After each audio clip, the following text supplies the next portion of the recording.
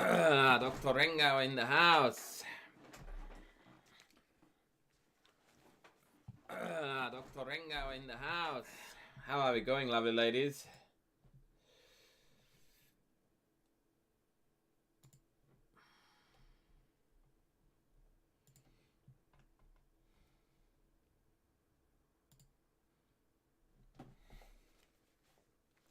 Hey, Gypsy, how are you going, man?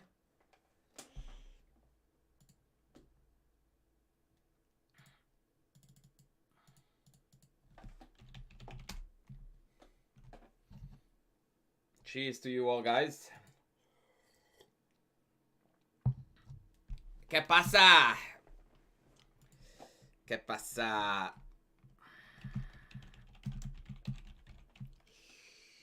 Alright, ladies and gentlemen, today on the menu is going to be some chess games played by the legendary Boris Spassky. Let's go. Let's go. Let's dig in. First game against a equally unknown player called Vasily Smyslov. Not bad. Not bad. Let's bring on the fun. And the opening is going to be the one named after our good friend A.A. Ron. A.A. Ron. If anyone knows where I'm quoting A.A. Ron, I'm going to give you a shout out right away. Obviously, I'm referring to A.A. Ron Nimzovich, but A.A. Ron and Balake, that is an epic one, if anyone knows what I'm talking about.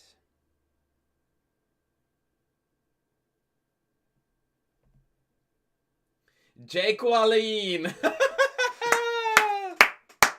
It's so good to be in circles of educated people. Jake Wallin. Oh, that is the one, ladies and gentlemen. That is the one. Off you go to Principal O'Shag Hennessy. Or else.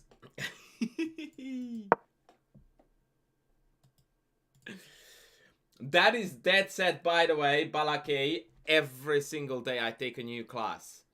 Especially in countries like Australia, Canada, these two predominantly, where you have got 25 kids in the class, and out of the 25, 20 would either have come from mixed families in terms of ethnical backgrounds, or, you know, just migrants anywhere across the globe. So your chances of getting their names right is next to zero.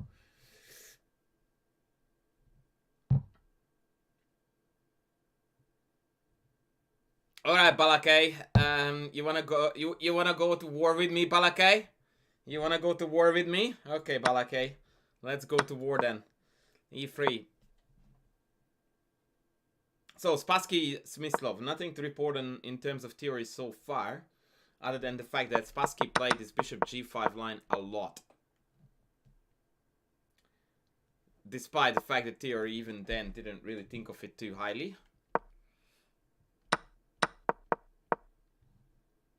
And he did play a really odd move. Can you guys guess what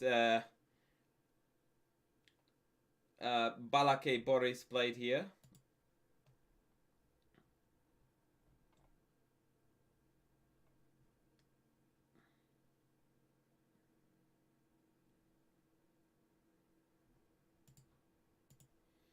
It's a very strange move, at least to my mind.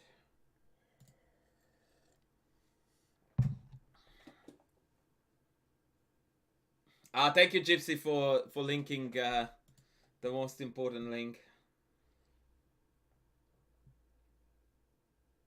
Boy, this burn is terrible. I really need to do something with the light.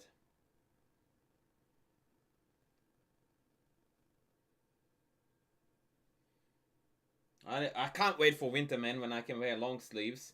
So this bloody burn is not going to be an issue with the lighting. Anyway, no takers for the move. I'm going to reveal Spassky's very odd move here. He goes in for bishop b5.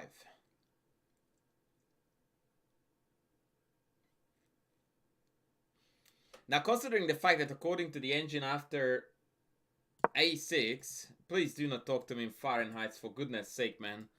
I will have to ban you.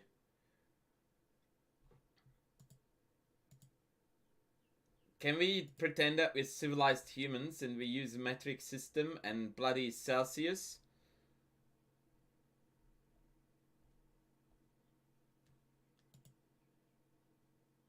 Like what? Are you going to next time describe your weight in stone? You watched the Charlie Files? That's great. That's brilliant. That is brilliant. Rengao, right above you, would like to hear your input. Right, so the idea is that we take the knight. Very weird.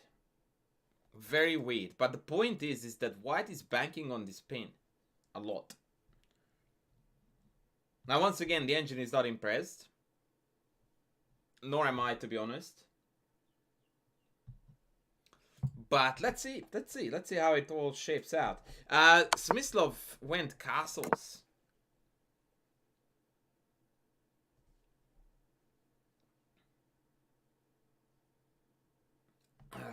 Yeah, I'm gonna drop two or maybe two more YouTube videos, proper ones. By proper, I mean regular content before we drop the second chapter of the Charlie Files. There are some absolute bangers lined up, guys, in the Charlie Files, so yeah. It's coming. It's coming.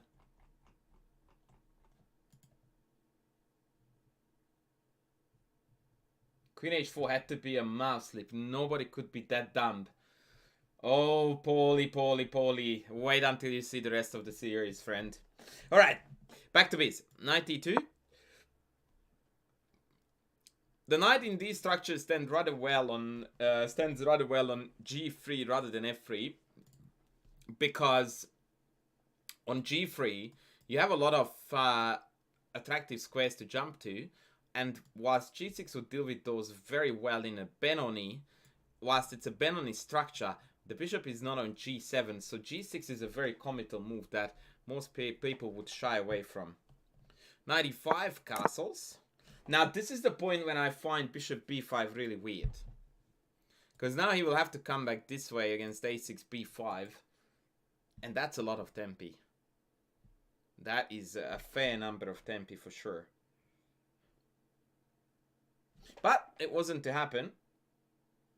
Oh, I forgot an earlier h6, bishop h4 insertion, by the way. But that could have happened any time.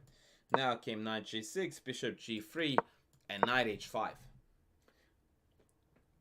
So now Smyslov is hellbent on going after the dark squared bishop, which makes a lot of sense. And frankly, I still quite like black's position. But yeah, it's going to be an interesting fight. So he drops the bishop now back to d3.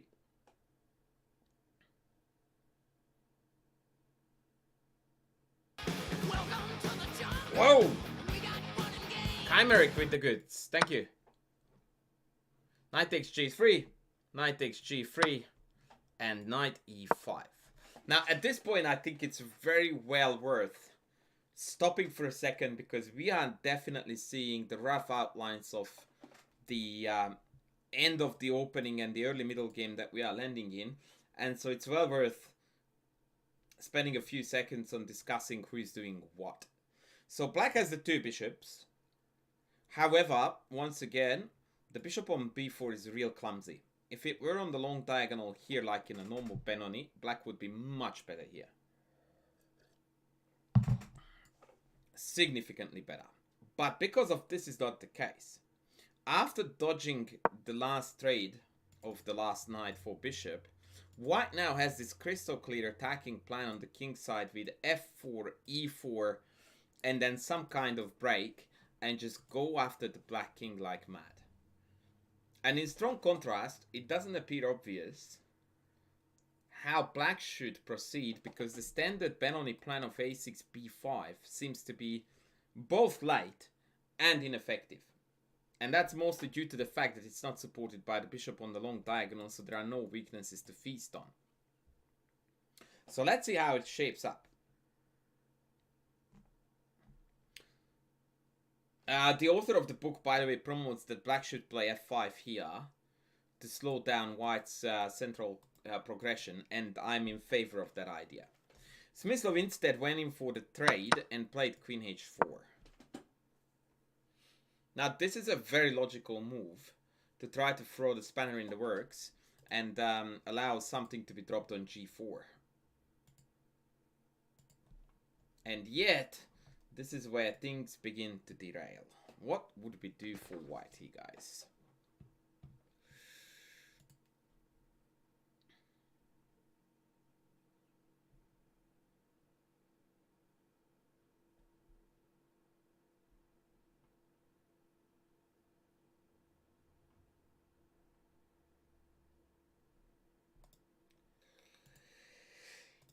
What would you do?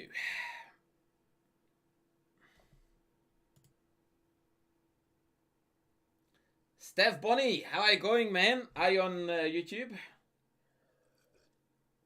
Because that comment definitely didn't come from Twitch.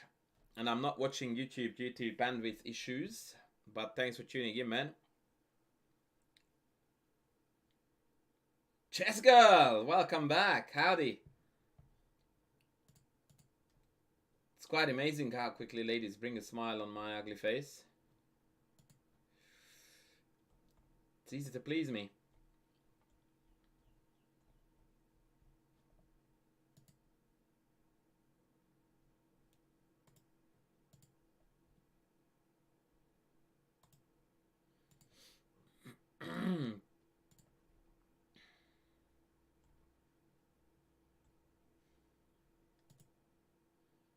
Yeah, exactly. So what we need to do, guys, here is just to ignore this whole knight g4 shenanigan, go f4, knight g4, trade into this, and then move queen out of the way.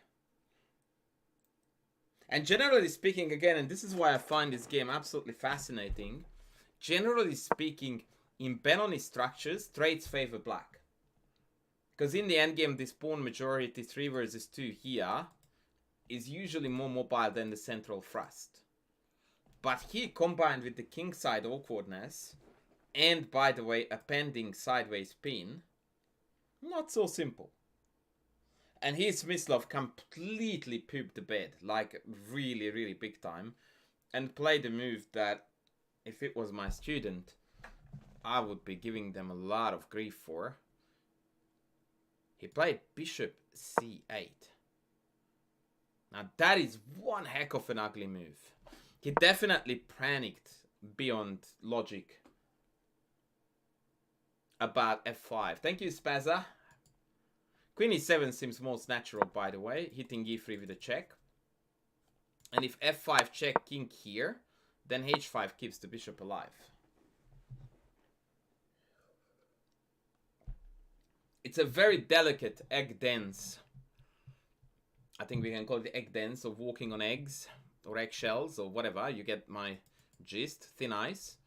Because g4 is just about to be trapped. But as long as you keep an eye on the g3 knight, white can't play h3. And there's always some kind of disturbance happening that disallows white to go for it. And now I can save the bishop.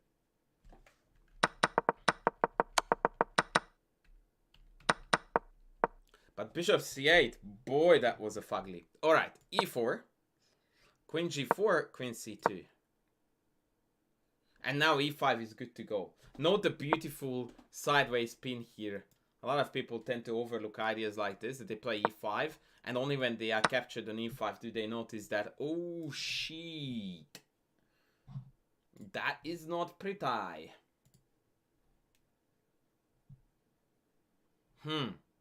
So yeah, you gotta be careful. Queen c2 was played. Now e5 is good to come. h5.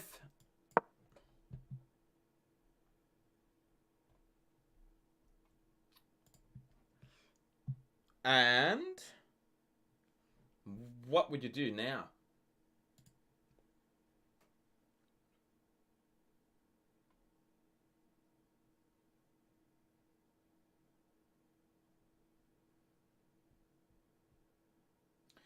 Opinion on the London system. I just tuned into the YouTube chat for a second. Yeah, just type into my YouTube channel London, and you will get my opinion on that. All right, rook f3 was played. No, should have been. Rook f2 was played instead. Why did he go there? Why not rook f3? h4? h3, queen g6, knight f1. And we come back. Queen f2 is going to be an absolute dirtbot. Oh yeah, Nightbot is not on. Oh yeah, thank you. That's a very good catch. Thank you, Professor Engao. All right, that would have been better. Spassky went rook f2 instead. b5.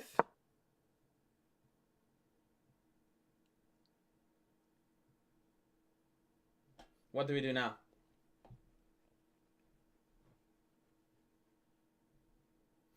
That's right, man. The big dosh is not paid for nothing to you.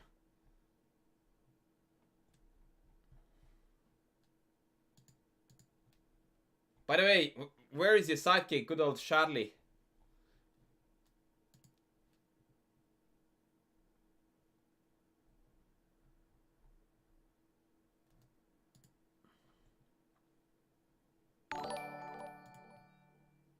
Rook a1 is good, although you don't need to specify rook a in this case, because that's the only rook that can go there. Oh, really? Creating content for us, with other words. That's awesome. That is awesome. Charlie is creating content for us, ladies and gentlemen.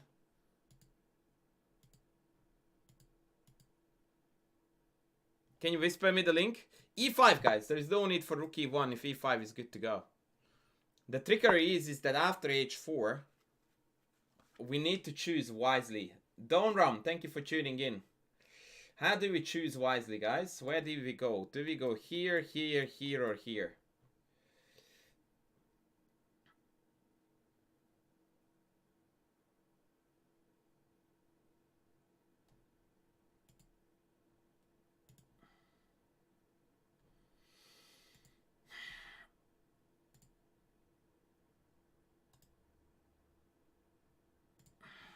And the reason behind why we are going that way would be nice too.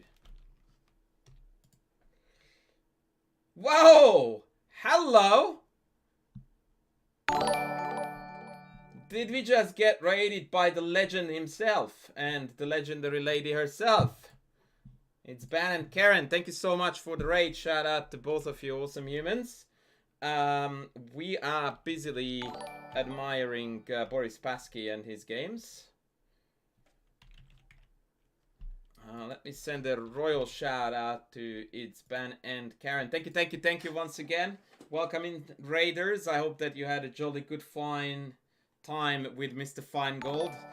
You see what I did there? Yeah, going from hero to hero, basically, if I may humbly say so. Once again, thank you so much, guys. Shout out. Yeah, let's enjoy the rest of Spassky against what is that loser called? Smyslov. That's right, Smyslov. Smyslov it was. Thank you for the follow. Oh yeah, guys, please engage with the follow button in a very aggressive fashion. Smack it, baby. Smack it. Smack it as hard as you can. Rightio. So, do we go e4 or f1? Cook to leave is following. What the heck? You have been following me for like 7,000 years, bruv. What happened?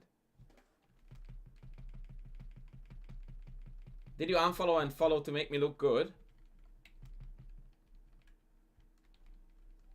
I hope so.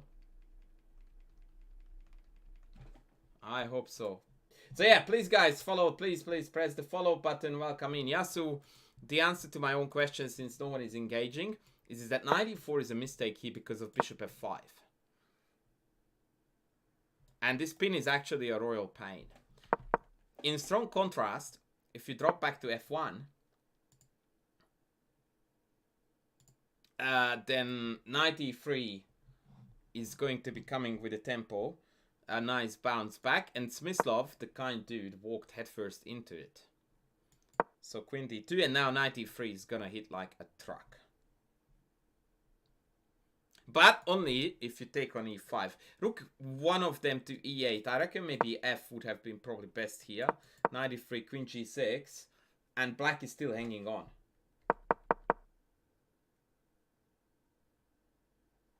But instead Smyslov took.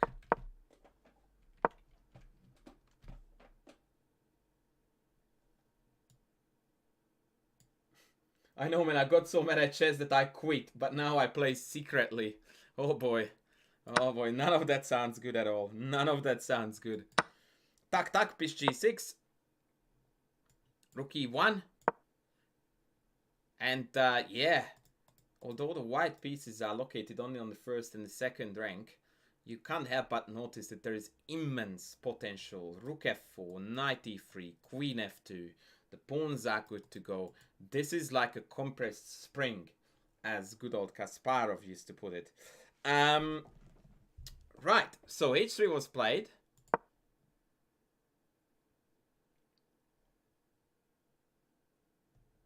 And then we need to now play a chess move. What chess move would you guys commit to here?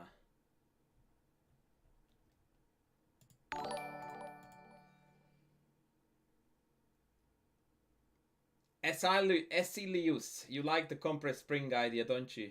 By the way, shout out, or rather a big welcome to Master Juggernaut as well.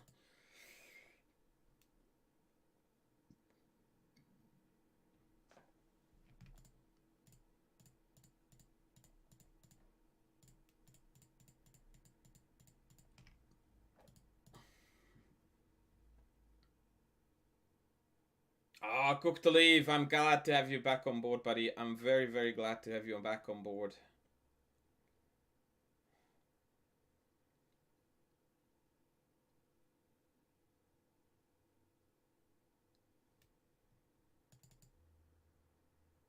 Oh, Mr. Hockey Chess Dude in the house after playing a sensational game.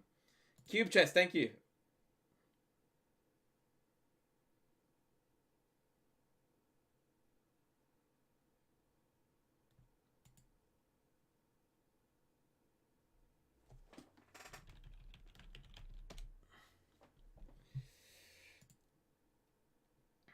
I think, Charlie, it wasn't the Danish opening on crack, it was you on crack. But every time you are on crack, you win chess games. I don't understand how. But anyway. I digress. So, most people here would play g3 on certain levels. And it's a major mistake because we don't need to engage with this tension at all. In fact, takes is good news to us because then we take back with the rock and there is an extended scope for said rock. Exactly, so it's either knight e3 or d6. Those two moves are roughly of same value. Spassky started with d6. But I reckon the other one would have been equally appetizing as well. Bishop e4, knight e3. That big fat tempo always feels so good, man. Queen e6. And now we need a plan. Welcome to the jungle. We got fun and games. Cook to leave. Thank you so much, buddy. I appreciate you a lot. All right, we need a plan, guys. Give me a plan.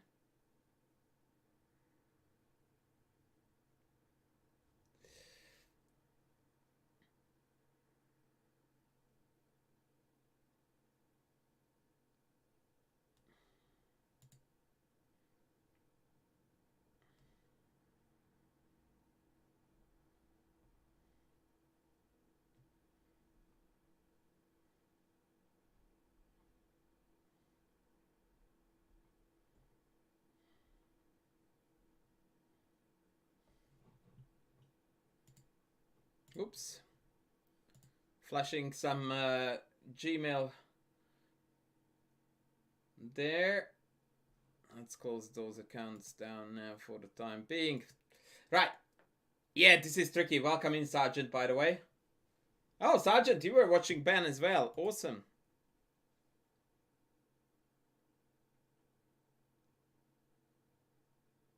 Use the H file, says Cubes. Haha. Someone is paying attention here, ladies and gentlemen. It's not only Balakis and Jakualins in the house. We have got some eminent students. What's the last name? What's the guy's name that he says correctly in the end? Is it oh man, I forgot. What's the name of the kid in the very end of the skit that he actually calls out correctly? Yeah, rook f4. That's it.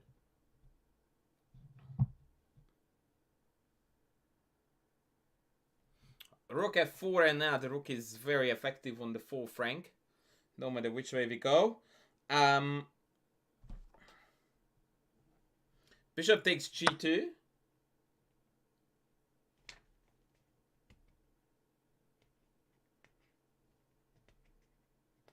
And now I need another sexy one. We need another sexy.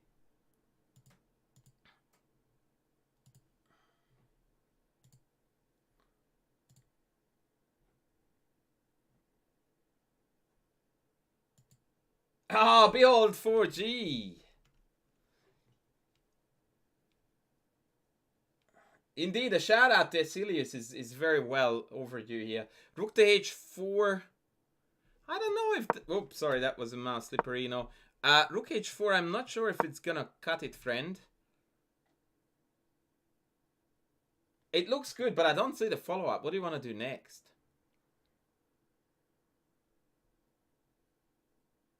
Exactly, we need to knife it first, guys. Chuck the knife on f5. And now we have got the... one of the mates. I never know these mate names. I find them to be silly, to be honest. But the mate pattern is this, right? And we know it. I want to call all of them Anastasia because that sounds sexy to me and I like sexy. So let's go Anastasia. Screw it. Is that the Anastasia, mate? If not, we'll rename it now.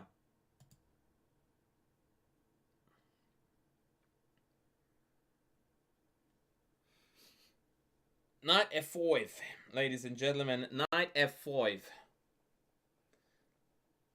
Rook f8. It's very funny you should say that, Sergeant, because in this position, the engines actually do not think necessarily that this is a bad move, I think. It's far from optimal. Like we're dropping down from +5 to +2, but it still does win.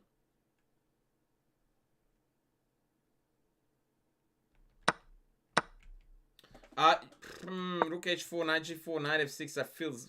Yeah, bishop f3. And I can stop that. Now, knight f5 is definitely best, guys. There's no question about that. But after rook f8, we still need to conduct the attack with precision. What is the number one move that we definitely do not play here?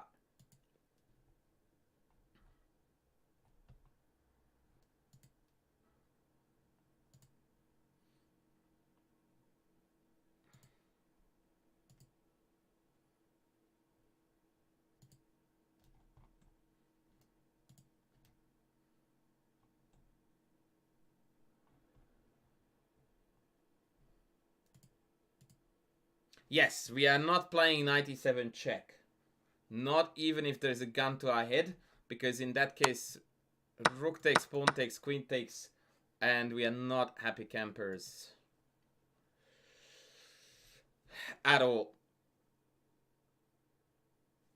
Not happy campers at all. That would be a tragic way to give up our best pieces for a non-existent attack. My brother is calling me and I can't take it now.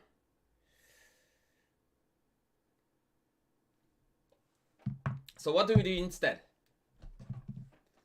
What do we do instead?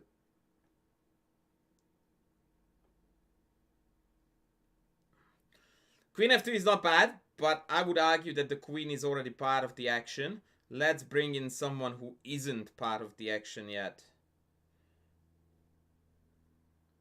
Man with the head of dog, howdy!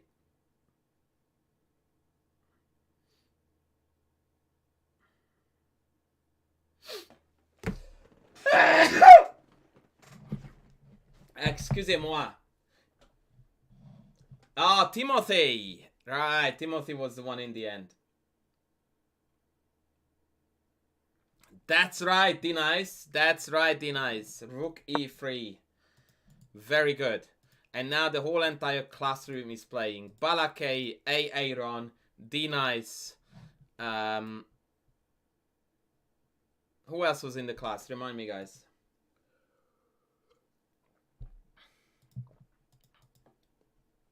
Thank you, Yadni. This is, by the way, marvelous. And I would like to point out at this point that this attack, which is now evolving into an absolute carnage, kicked off from this piece placement, Jake Wallin. Exactly. Remember when I told you that this looks passive, but they have so much potential, and I used the compressed spring analogy, Aaron. And now you see it in full swing, man. Like, this is just an absolute delight to see how Spassky's pieces are flooding the battlefield. Rook a8 was played, pretending that the house is not on fire. Spassky goes, yes it is. Okay, what's the finish off, ladies?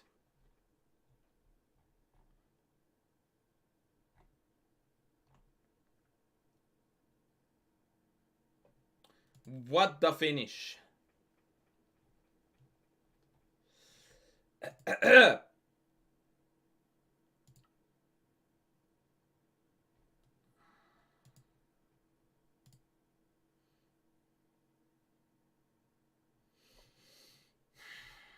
Knight to g7. Boy, oh boy. That guy was drinking blood for breakfast, not coffee, that's for sure. That is the move, ladies. Knight g7. Finishing off the party with a flourish. Let's find a mate. Jake Wallin. Wait. Fearless one is asking, what is the advantage of rook e3 over queen f2?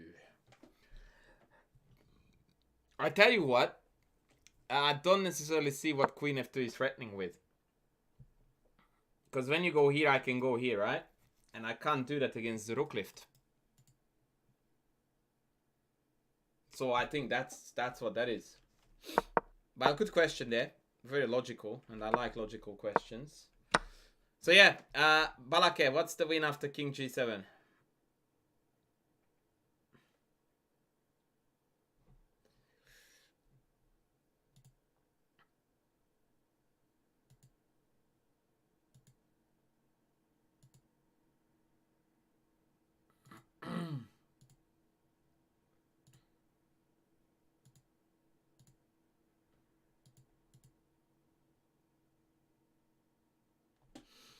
Gypsy says rook g3 check.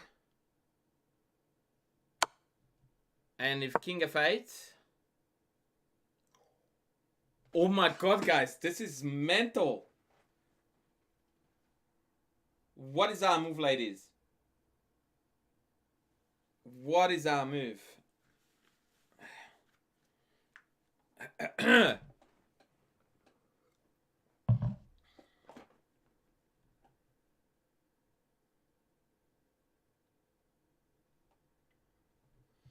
Rook f6 is the low T move.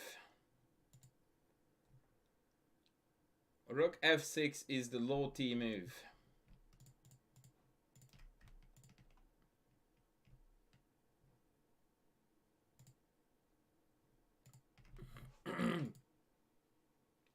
Sack the rock!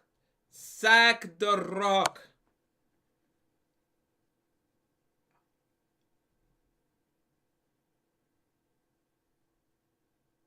Mate in two, ladies. Mate in two. Queen takes, queen check takes Matutsky.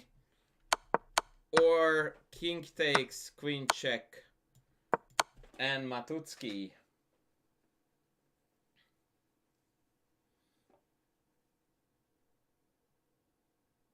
Ouchie.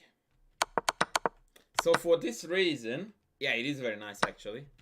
Spassky, rather the other dude, the other world champ, played rook takes d6.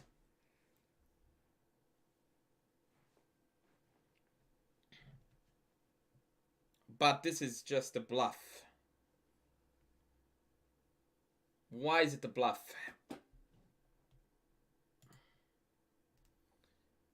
What's the punishment?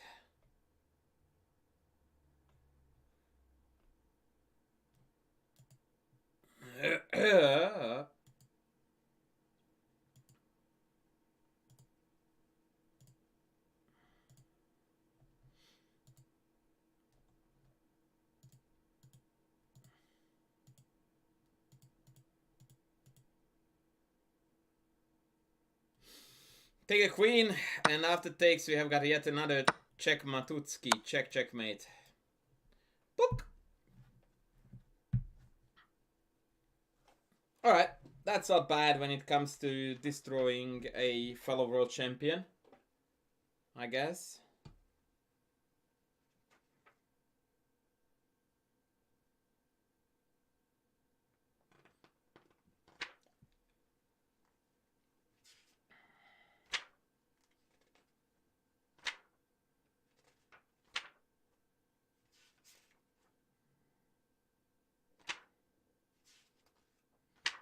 By the way, if anyone has a game to analyze, I would be happy to jump on that opportunity.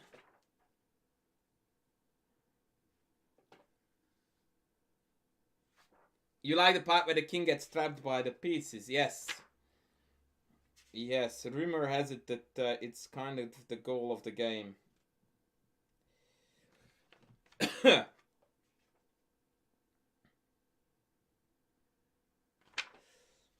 Not unheard of at all.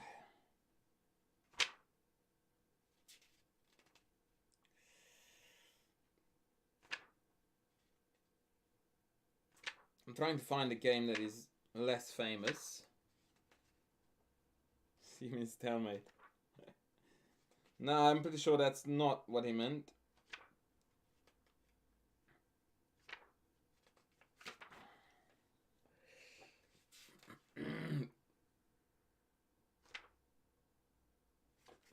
Cubes, I think you are new to the party. I would not recommend looking at Blitz games. Wait, what? Chatbot not working? Really?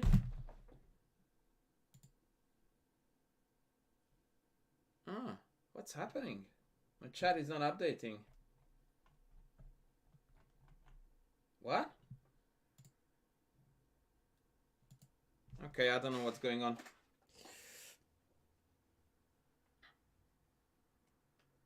I do not know what is going on. Okay, ladies. Oh, maybe I mistyped it. Maybe I mistyped it. That's what was going on.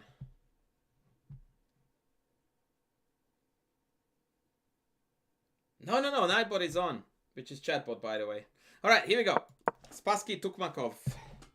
Tukmakov was the chess coach of a lesser-known Dutch grandmaster called Anish Giri, by the way. For those of you who would like to know some chess trivia.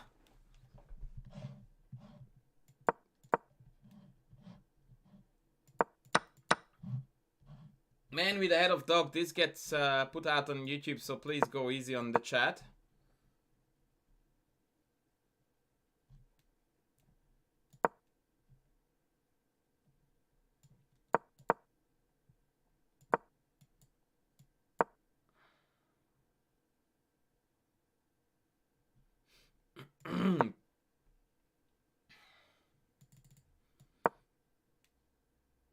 This is all theory. And here queen b6, if I recall rightly, is Gelfand's idea.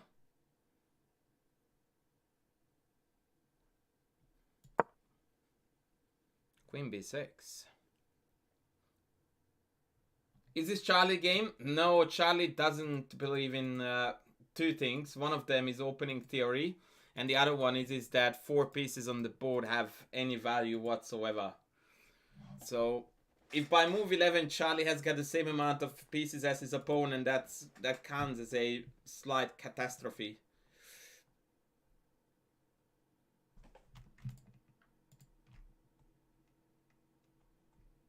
Charlie thrives on imbalance. On that note, by the way, in this position, nowadays theory is knight d4, 5 rather, excuse me. And that would be definitely up Charlie's alley. With the idea of queen takes, bishop takes, pawn takes, and then bishop takes.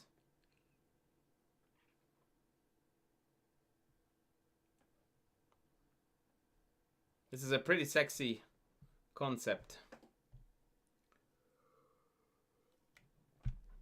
We must add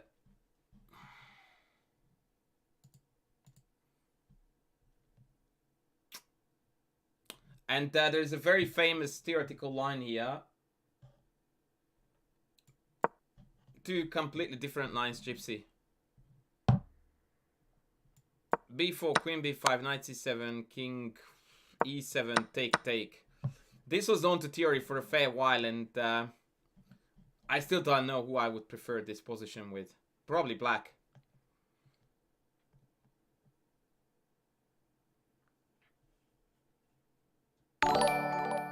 Is that another raid? That sounded like one. Oh no, it was a dono. Omar, I started playing chess recently. Oh sheesh, I couldn't read that. I need to go to YouTube to read that comment. Thank you so much, Omar, for the 5 donations.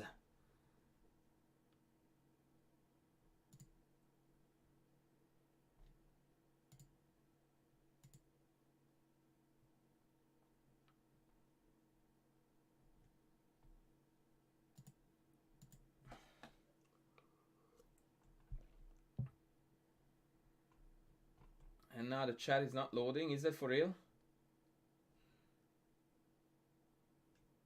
Well, Omar, I would love to read your comment, buddy.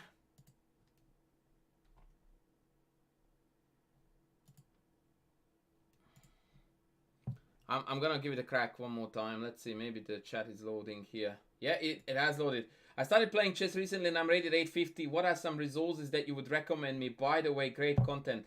Thank you, Omar. If you are on my YouTube channel, which is where you are, there are 2 videos where I recommend books for 2 different rating ranges. I would like you to check them out because you are going to find a lot of goodies there. Book recommendations.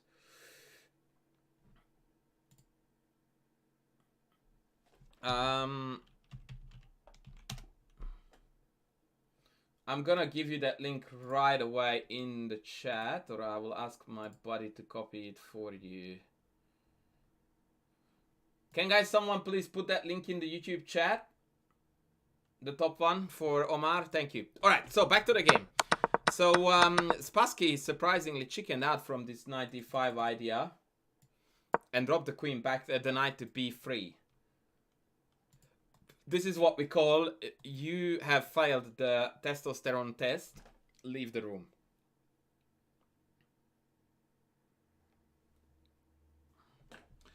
b4, knight a4. So this is what we call in chess a catastrophic fiasco. Please quit the game, uninstall, and start playing checkers. Boris, what the heck, man? Okay, queen c7, knight d4. Now he's trying to make up for his ill deeds. Ralphie, by the way, thank you for the follow. For the record, black is doing very, very well here. Bishop e7, queen h3. This is always a dirty move, this queen h3. Eyeing with the e6 pawn.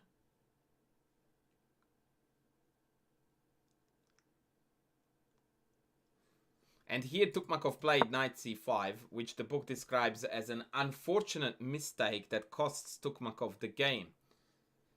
In today's term, this would be described as the, what the hell were you thinking, bruv?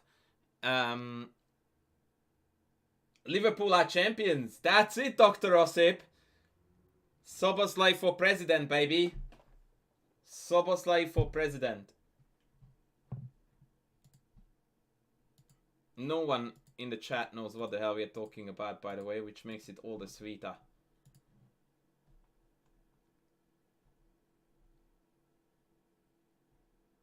Sobo for prez. Alright, what is White's best continuation here, guys? Calculating exercise. Indeed, what is Liverpool? Liverpool is a Premier League football team with an excellent Hungarian player on their roster, which makes me now a Liverpool fan.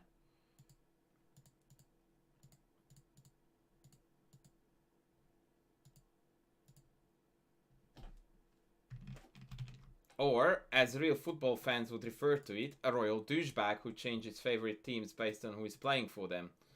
Either or, let's go Forza Liverpool. So what do we do, ladies? What do we do? There is a marvelous tactical idea here.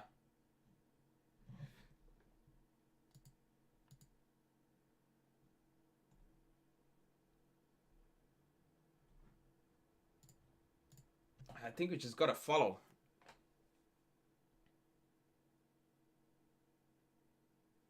You don't need a follow-up, friend. Carol won this. Welcome in. You don't need a follow-up. You look at this. You see e5, you see bishop c4. The only thing you need to look at, two things you need to calculate here. One of them is queen c6. And the other one is bishop c8. Having said that,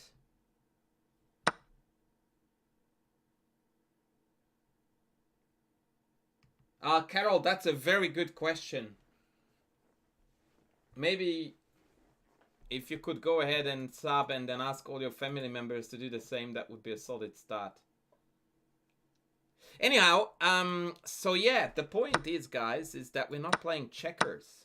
And here there is a better move than queen takes. And I think that is the bit that Tukmakov would have overlooked. Because after queen e6, queen c6, queen h3, whilst white does have a lot of counterplay and compensation, I would not write home about this one as my greatest idea, but with a single T. If you play the correct move here, we are going to have a truckload to play for. Streets, thank you, thank you. By the way, what do we look like subs-wise? I think it's going to be some pretty tragic number. Yeah, it is a pretty tragic number. Queen h7 is a spectacular queen sacrifice, worthy of the Charlie files. E5, knight d5, bishop g6 check is a very cute motif, and I'm proud of you for knowing this. Unfortunately, it would very, very badly backfire on us, because of now we have created an ultimate shelter for the black king. And now c4, c3 is gonna come and kill us. No one sense knows the move but doesn't know his coordinates. Bishop c4. And now we denied queenside castling. We introduced the new piece. We introduced the new threat. Oh, Karolidis. I just realized that your name is Karolidis. And that sounds Greek. Which is awesome. Right on. I have got a few other Greek fellows who follow me. Kalos Tegatos is one.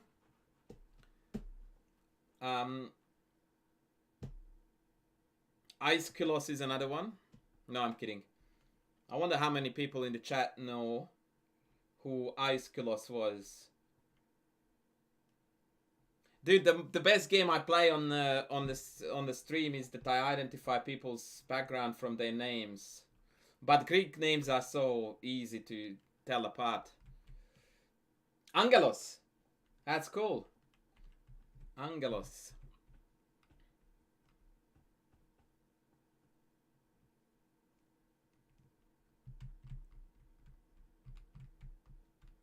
Right, so bishop c4. We're going to let the Ice question slide, because no one reads literature these days. Rook d8. Isolate. Dude with the triangle. No, it's Ice. Ice. Maybe like this. Actually, I'm not sure. I need to... Yeah, Tikari! Tikari saves the day, finally. Tragedy guy, he says. Yeah, close enough. So basically a playwright. Bloody hell, I still have some intelligent people in the house. I'm proud of you. Yeah, queen e6, man, and this is it. I tried to anglicize the name, but I'm glad that you stepped in before I butchered it to pieces. Queen e6. Matutsky. Rook takes, rook f8. And now we need sexy. Now we need sexy. So please. Please.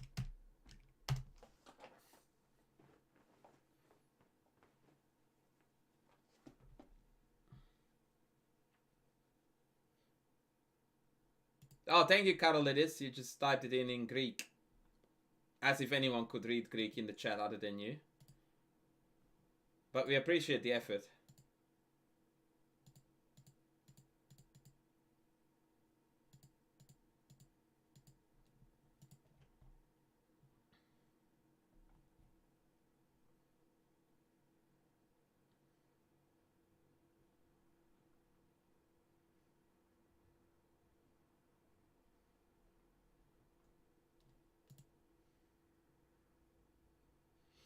Bishop b3, very subtle. Very subtle. Like a brick through a window.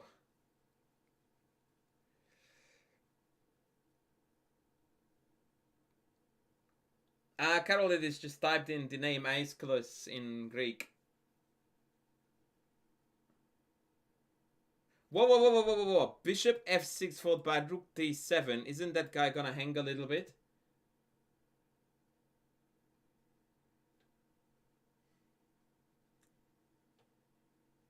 Enchilada the green dramatist. Oh boy. There's so much wrong with that sentence. It's not even funny. Oh man. I don't even know where to begin. Yeah, bishop f6 is the move. The idea is that gf is a catastrophic failure.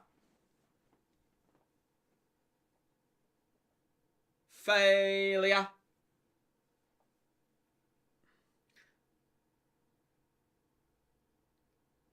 Oh, it does hang indeed.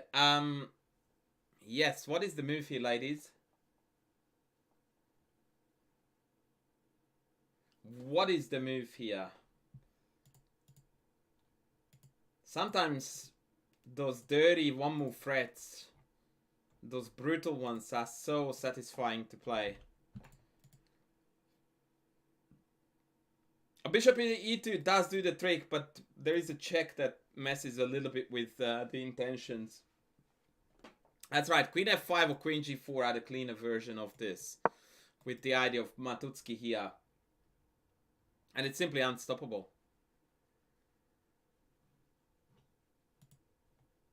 It is simply unstoppable.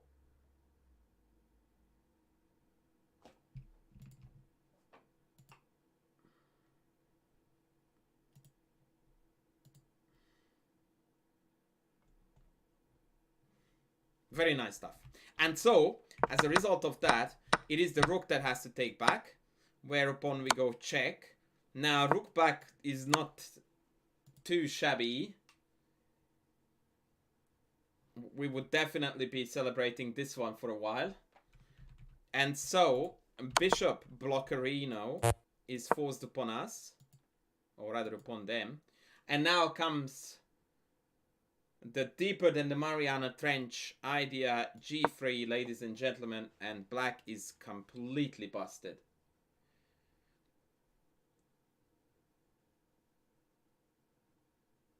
Welcome to the jungle. We got fun and games. Oh, Carol, it is. Aren't you a lovely woman? Thank you so much, buddy. You can't just say g3. I just did. Act like it's normal. I did. The idea is e5 and bring on the sexy. The reason why g3 is necessary is because queen f4 check is a royal pain in the bum. And once you deal with that, why not e5 right away is a very good question. The issue here is that rook f4 and e5 hangs as well. And we don't seem to have that finishing blow that Johnny Sins is so famous for. So yeah, no, we have to go G3 first. We absolutely have to go G3 first.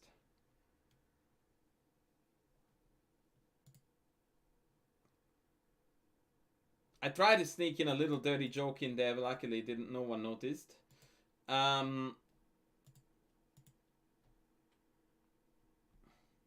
Durian Cherokee, hey, and hello to Z Nation. The legends are here. Yeah, so E5 is now just brutal, man. Absolutely brutal. Frankly, I think this would be a good point to call it quits. Yeah, it is a marvelous example of positional and tactical ideas creating a very, very awesome mix. Bishop C8 was played. It's Hail Mary. E5.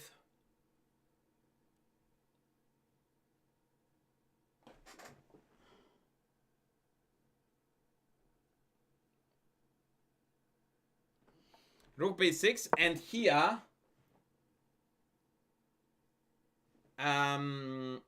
unfortunately our good friend Boris pooped the bed. There is an absolutely sensational finish here. Put your hand in the air if you see the sequence.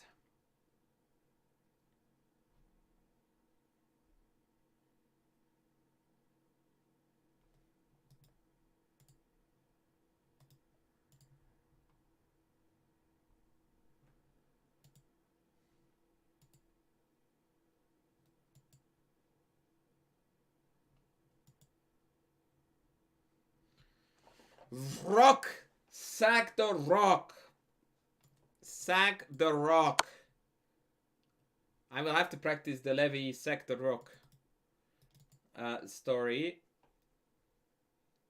So Queen D8 loses to Queen F7 Matutsky. So King D8 is forced. And here comes a very long string of checks. Check. Just joking. Takes. What is the key idea here?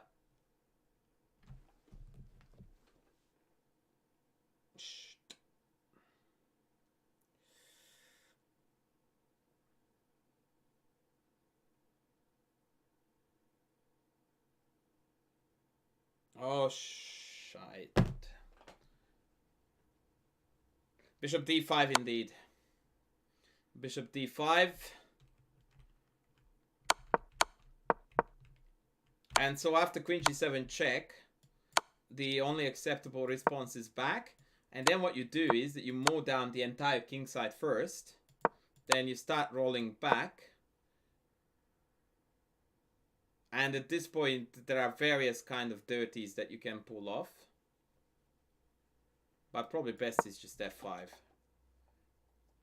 And casually waltz in 55 pawns while the black pieces are just watching you do it. Quite a BDSM style chess, I would say.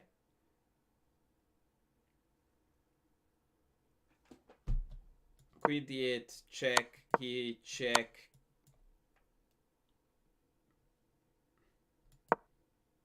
And then E7 and then F6 and then, yeah.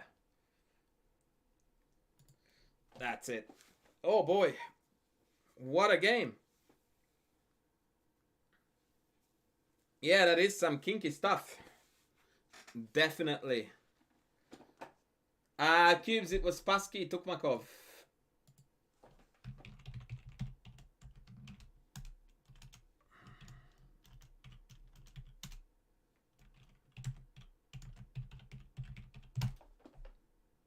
The Y is not there. That was an accident. Tukmakov. You are the most welcome.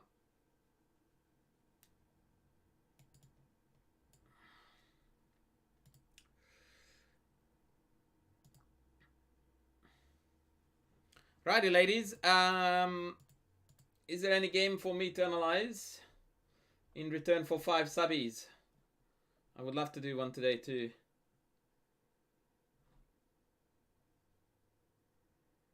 What year? Who gives a toss? Just Google it or research it. 73. I Don't remember the tattoos. What tattoos?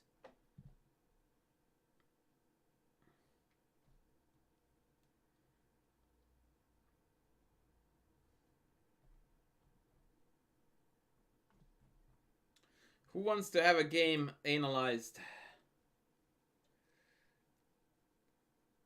Are you talking about the burn because of the light? Yeah, that's not that.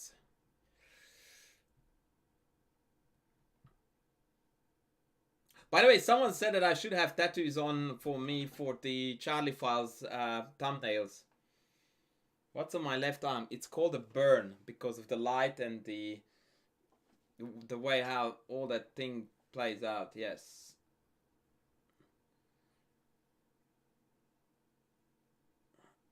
I just can't be bothered to turn on my proper lighting because it radiates heat more than Chernobyl, right? So I don't fancy cooking myself. It has nothing to do with the webcam. It's an unfortunate combination of my skin color versus the light.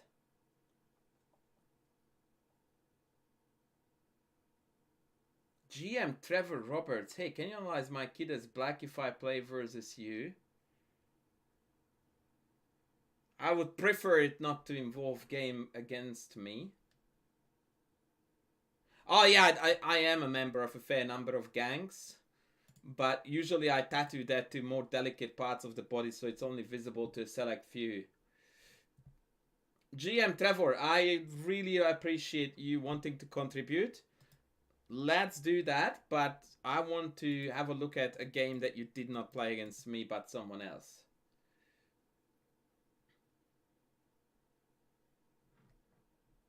Tino, I like both. I really do. I would never want to talk anyone out of the night off. If they already are playing it, I think it's a really fun opening. It's just a lot of theory. Yeah, that sounds good, Trevor. That sounds good, butter. Let's do that.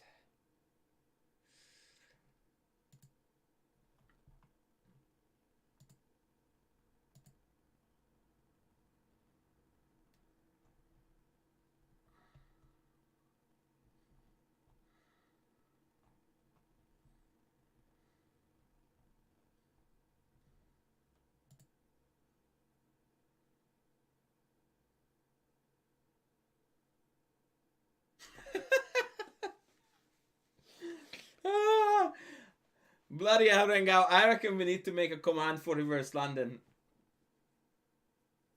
Actually, I'm gonna do that right now. I have an idea. While we are waiting for that game to arrive, I am gonna add the command reverse London. You absolute anus. I so hate you for this that I have to do it.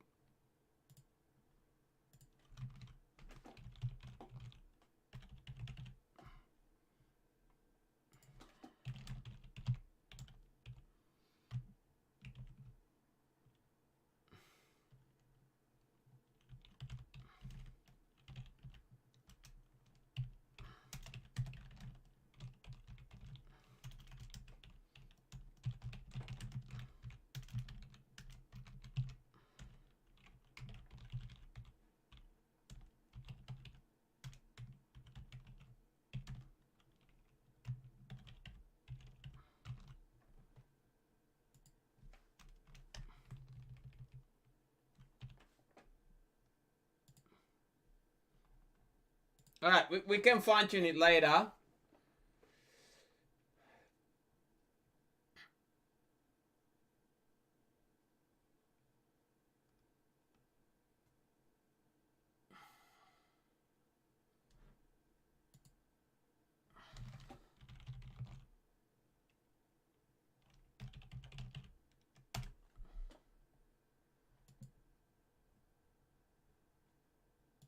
How is that, Rangao? I'm happy to fine tune it. Sergeant, I told you to mind the language. All of this goes on YouTube.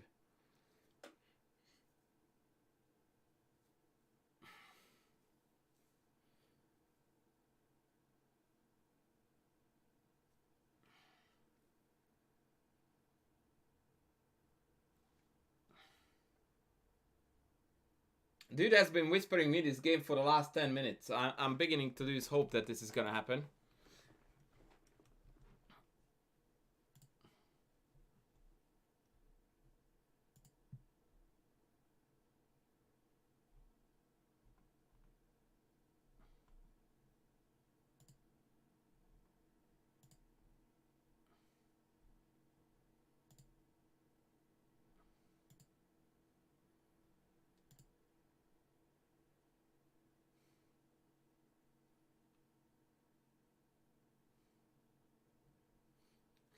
Yeah, okay, Trevor is not happening. I will maybe play a game of a rapid one.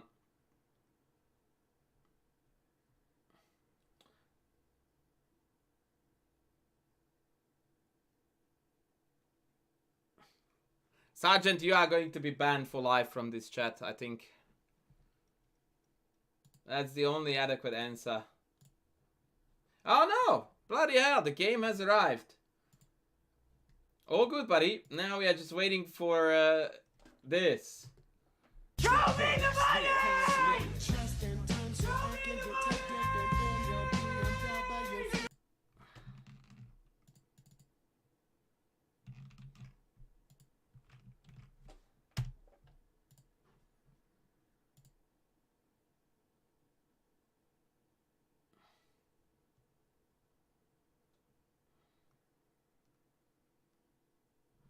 Show me the money, baby.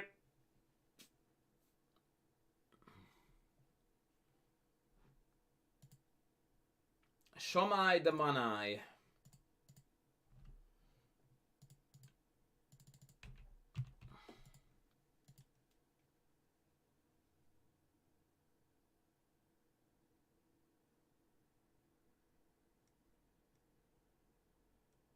I sent it my actual prep and I whisper it to ya. What? What you say?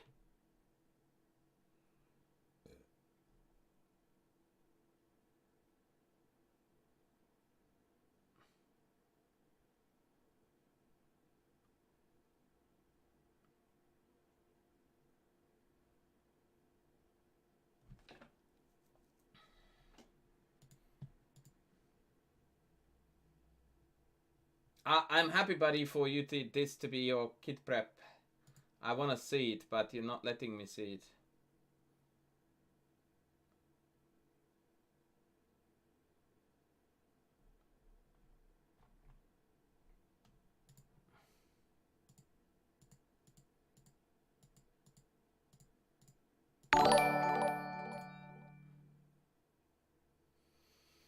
Man, just...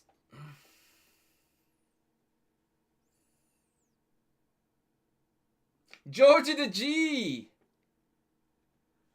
Coming at us again with the two Buccarinos. Okay, Trevor, we have a problem, buddy. Can you please very carefully read what's popping up here?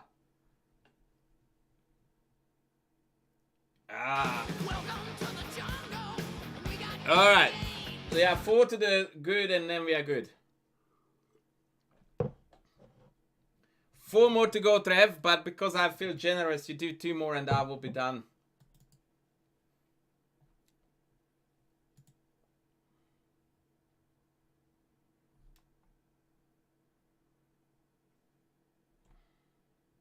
Thanks for the sub, by the way.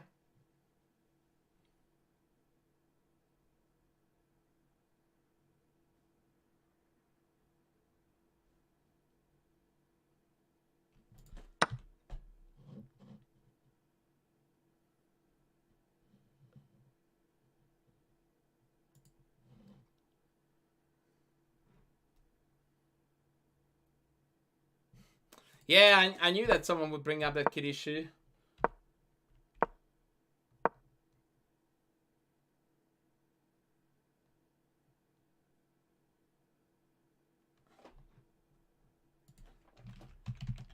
Trev?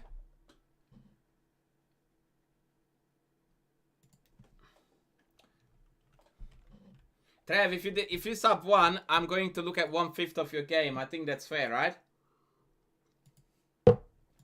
Why do you have to make it so difficult, buddy? Are you reading what's above your message? I just would like to give me a yes or no.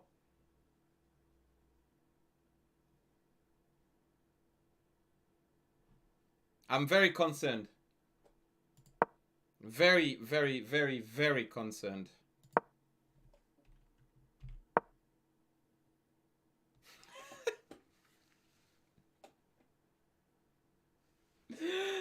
Yes, yes, yes, dude, you do. Like everybody else did for the last 700 years.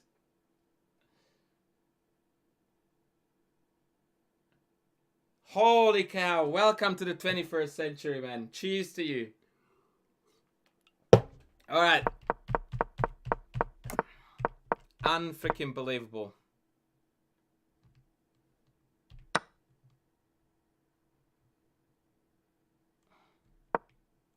Yeah, it's not like I didn't type it in 700 times for you before we went down this journey anyway, right? Queen A5. Very nice opening, by the way. This I would recommend to do by anyone who, you know, plays bishop e2 instead of f4, knight f3. And even against f4, knight f3, this Benko idea is quite sound. I really like it.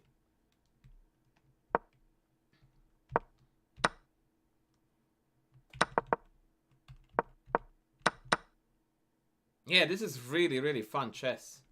This is really fun chess.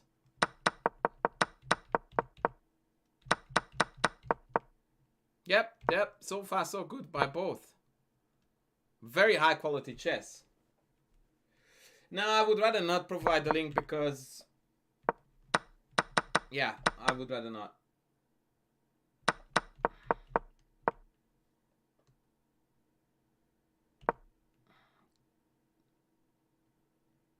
King F1.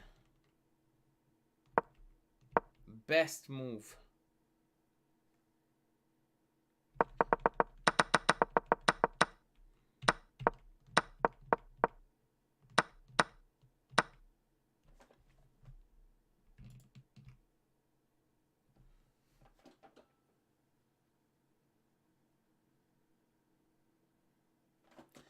Insane level of chess, guys. Highest level of 1300 game. Is it rapid or blitz? Jesus, this is a blitz game to top it all. Wow. Just wow.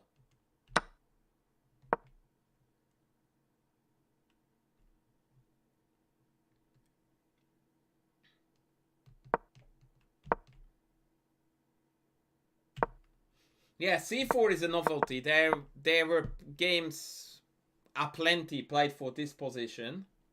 And C4 appears to be the 5 exclamation mark novelty in this position. Not bad. Not bad. Not bad at all.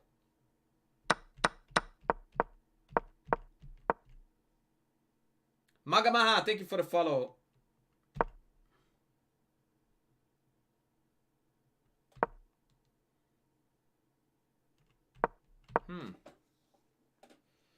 Resting Forest, thank you, dude. I wonder what the best move is here. Rook F8 comes to mind. The C4 pawn sack is basically to open up this diagonal. That's all it is. So that you can deny their castling like so. That's all it is.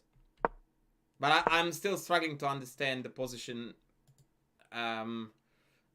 deep enough so that I can offer meaningful comments.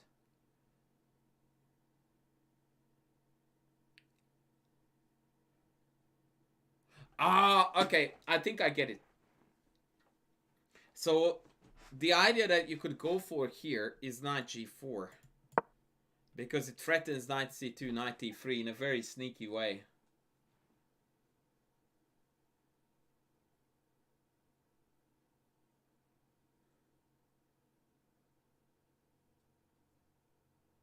Yeah, thank you.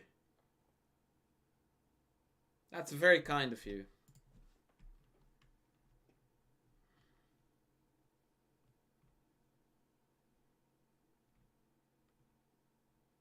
Yeah, this would have caused severe headache.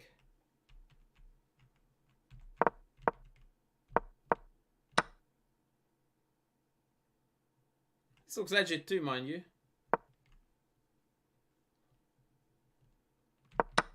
No, it doesn't, because that's exactly the point, that h3 does nothing, because I can still come in. Whoa, Ramika Jones! Holy! Holy moly!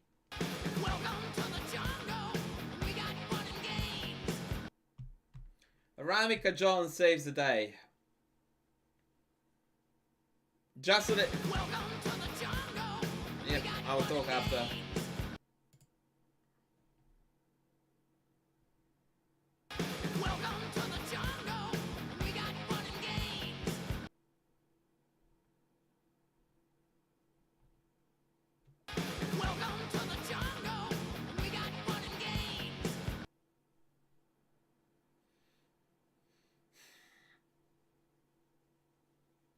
Yeah, just so that you get the vibe here, Trevor. That was someone else paid for you, basically. That's what happened then. So yeah, Rook C1 then A2 hangs, right? But also note that this move is rather sexy. So if you sack 2 pawns, you need to be open to tactically just go nuts. Hey Cheslava, howdy.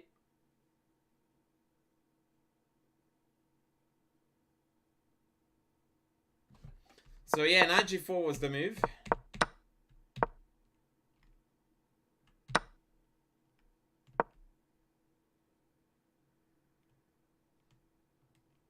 I'm going out on a limb and suggest that your opponent is not a straight shooter.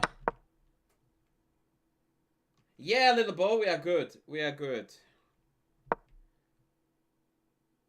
Yeah, there is absolutely no way that this is legit.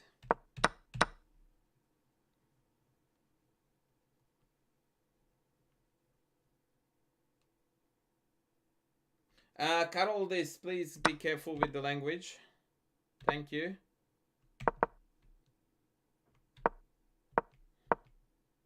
Wait the heck up. I don't understand a single move that is going on here.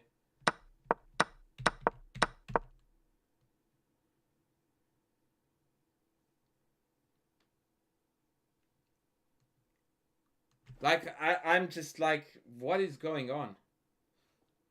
Like, this chess is way above my head. But Black just casually goes on to sack a piece here and we are good. Hello? Like, this is Leela chess, man. That's what this is.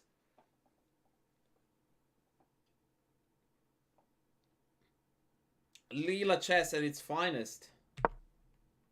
And then knight e1.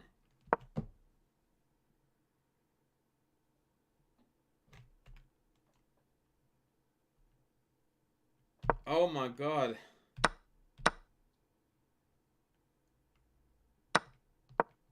What the hell am I watching?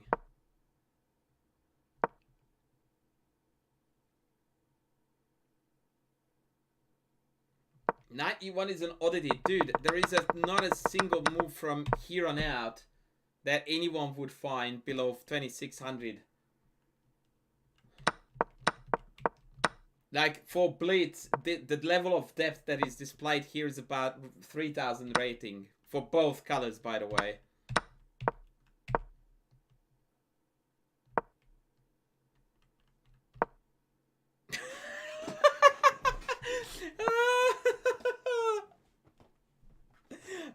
This is absolute mint. Rook A B8. Freaking hell, man. Like, how do you come up with these moves? Tell me. I'm dying to know. that in 4 seconds you come up with this. And then you're asking me to evaluate and analyze this? Hello?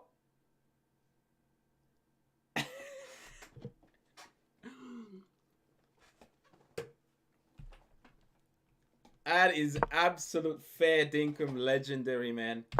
That is legendary.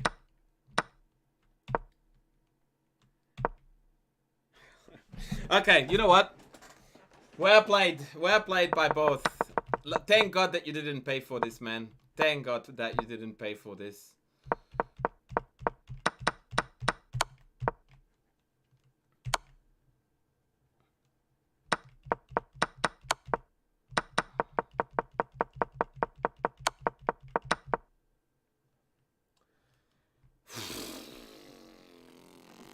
Okay, who was the guy who donated the 5 subs? Ramika Jones. Ramika, if you are in the house, can you please identify yourself to me? GM Trevor, all I have to say to you, buddy, is that you don't need a coach. You are ready, my friend, to take on the world. Go over the board. GM round robin first up.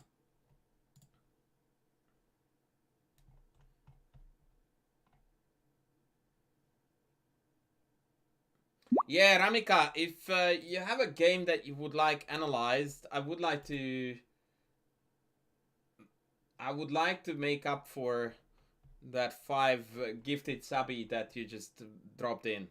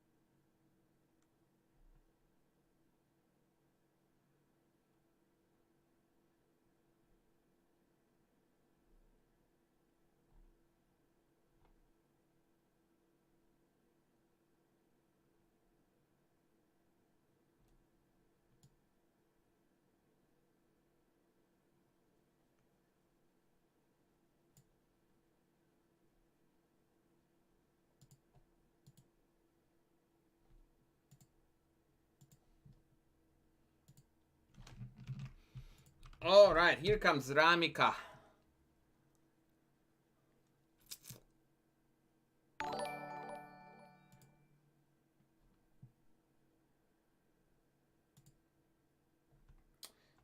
Trevor, you are, buddy, an absolute insane chess player. You have a very bright future ahead of you.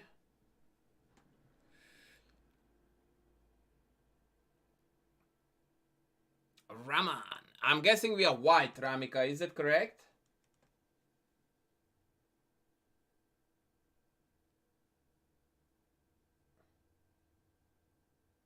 Yeah, I never understand why people send me near perfect games. Like, what do you want me to say? That you play like God? I mean, I'm happy to say it. It doesn't hurt me.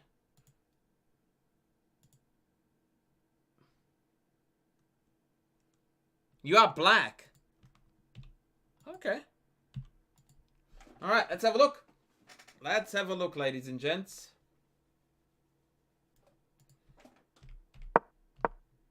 Okay, so this is some London vomit. Oh, and then not so much.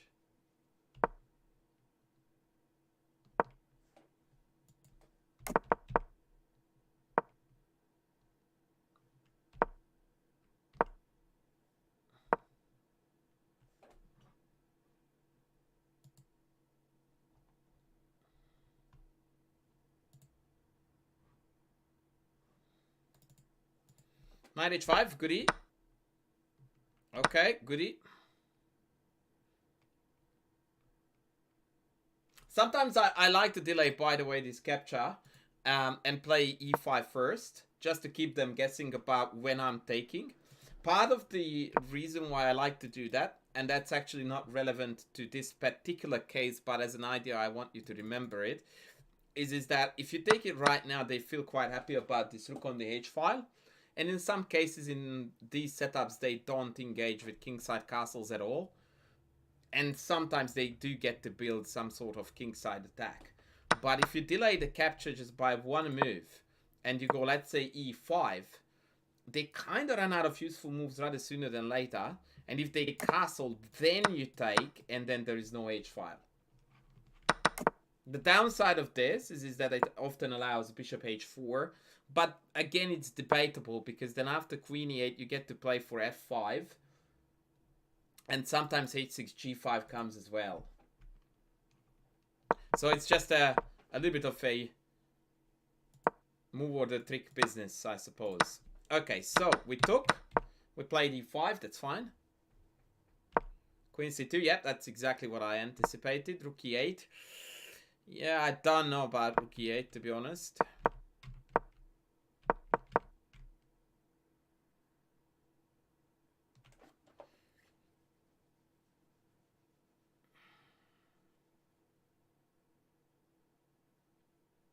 Okay, let's go. Rook e8. 90. Hello. d5. Game over. What's happening here? Oh boy. Ramika, are we in the house, young lady or young man? We need to talk right now about a lot of things.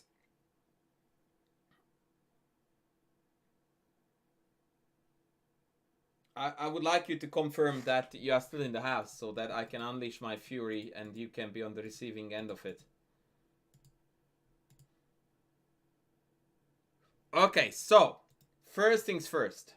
This game is a 15-10. Alright? We have played 12 moves, and you have got more time on the clock than when it started. That is absolutely unacceptable. Absolutely unacceptable. Like, what are you doing? And why? Like, you are playing this as if this was a bullet game. Not a blitz, a bullet game. Why do you bother playing 15-minute chess if you play 12 moves in a space of 12 seconds? You are rated 1300 at the time of the game. With, if we take that is your knowledge, 1300, then you are deploying about 1.2% of that knowledge because of your time consumption, or rather the lack thereof. That is absolutely shocking. You should be down here to at least 10 minutes, especially since your opponent just blundered after 94. Like, as soon as 94 dropped, I went like, hello, what the hell? And I couldn't even finish that thought of hello, what the hell, which is not exactly the deepest thoughts humans ever came up with, by the way. You already played your move.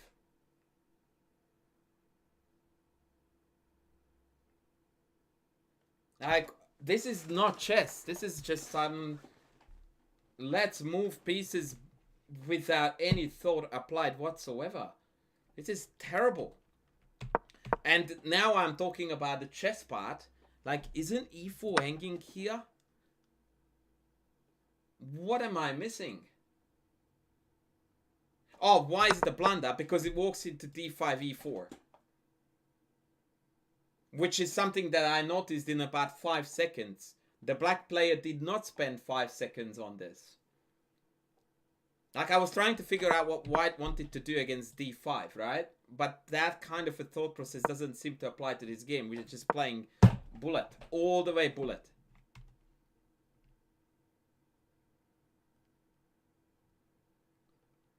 And once again, can you please explain to me why we are not taking this?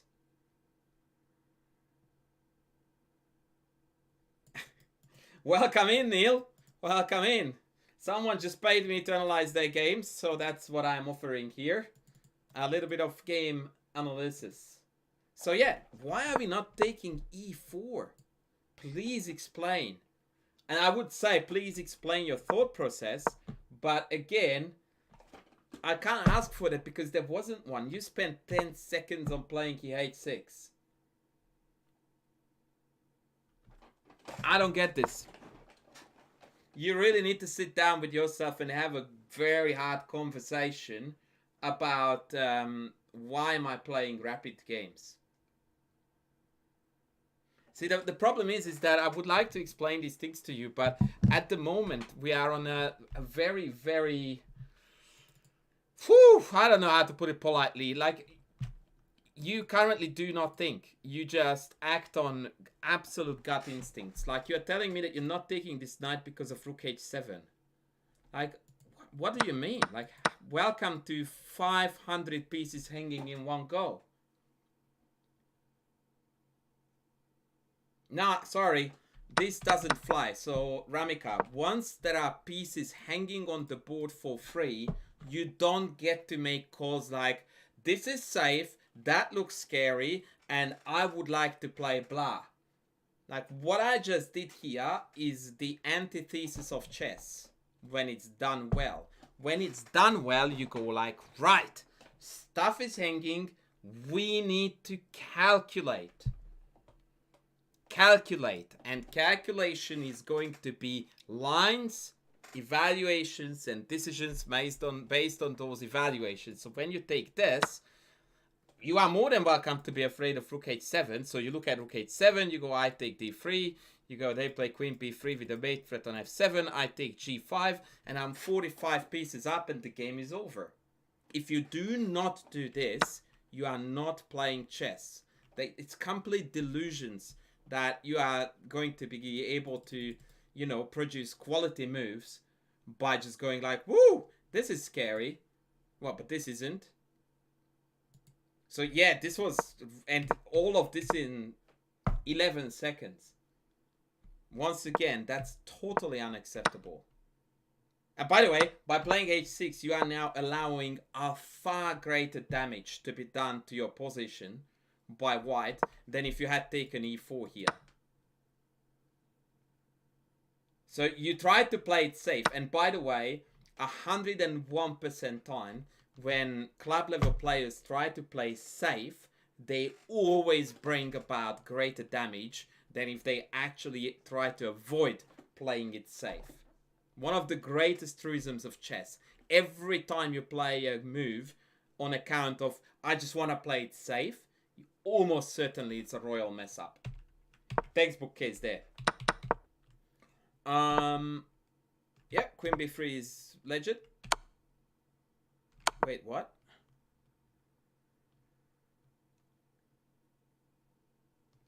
Okay, I did not think about this Saccharino here. By the way, and some of the regular flyers or frequent flyers on the stream will identify with what I'm saying here because they have heard it already 700 times. This is the first move in the game, c6, where you actually started thinking. As much as I can call a 1 minute a think. That's extremely way too late to the party in terms of you recognizing that, oh, sheesh, I need to think. Had you done that 3 moves ago, this game would already be over, sign sheet scored, and you won. Now, I don't see the need to play c6, by the way, because it seems to give up knight d6. Why don't we just play any knight move? Knight here, you name it.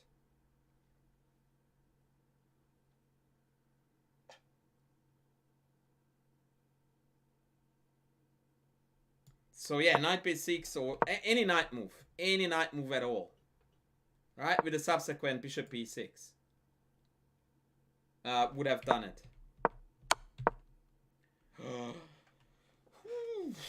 Wow, that is bold. That was 4 seconds, by the way.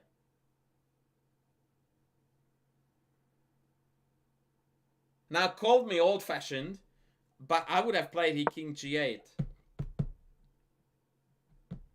in about, well, not in a blink of an eye, but this appears to be by far the most natural move. This seems to me to be the least logical move because it exposes your king like crazy. Can you please explain to me your thought process? And again, like, oh man, you're making it really hard on me. Like, I'm asking you to provide the calculations you conducted for the king moves, in particular the ones that appear safe, but you spend 4 seconds, or 6 if I go with the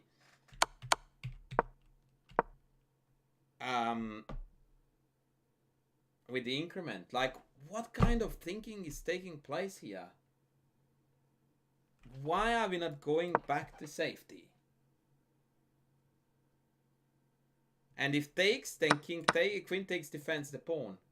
Are you here, Amika, or did I rip into you too hard? Well, but again, like, you know, king g8, bishop g6, rook f8, and it's game over. Well, yeah, so once again, no calculation, storytelling. Ramika, you are a textbook case of my favorite prototype of a club player, where all decisions are based on like, oh, that felt safe. You need to quit that yesterday. Like, if you would like to improve chess, you need to quit that habit yesterday. Did that look good? This look this, blah, blah, blah. I will do this. And by the way, king e6, so even your sense of what's safe and not is completely miswired, because this feels the least safe. Obviously, because you are running your king toward the center. I don't know how and in what reality can this ever feel safe compared to king back here.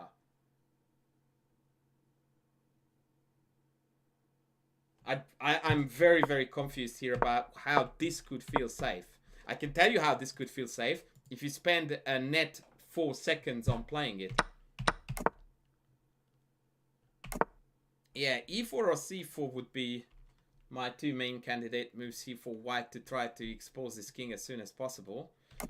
But queenside, yeah, now we're just blundering this. I mean, oh man, yeah,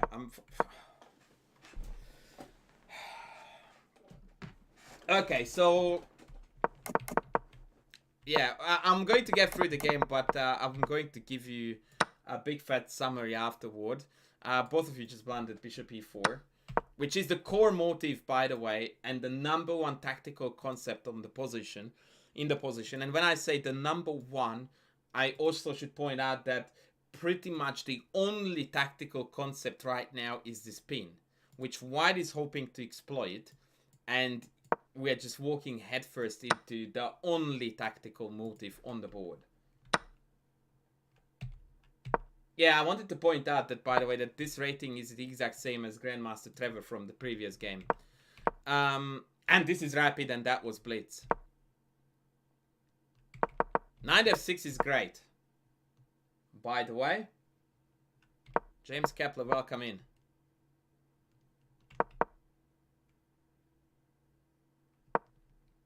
Okay, Ramika, talk to me. When your opponent plays f3, I would like you to tell me everything that goes through your head. Everything.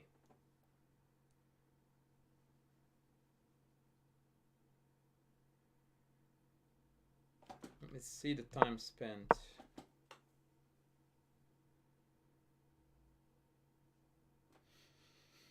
Oh, don't worry, Charlie. That's gonna be the prime episode of the Charlie Files. Ramika, are you still here?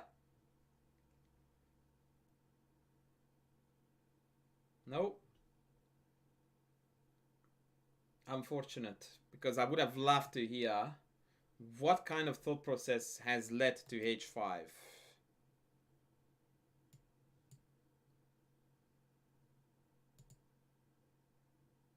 So you play the h5, and I'm dying to know why. And also I'm dying to know what kind of thought process led to that decision.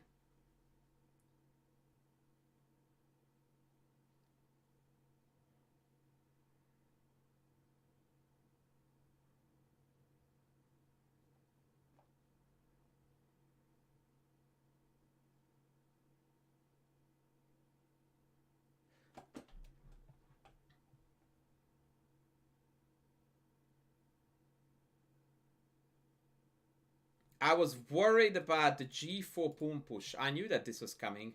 Okay, can you please explain to me in very plain language, like as if I was a 5-year-old, what g4 does to you that concerns you?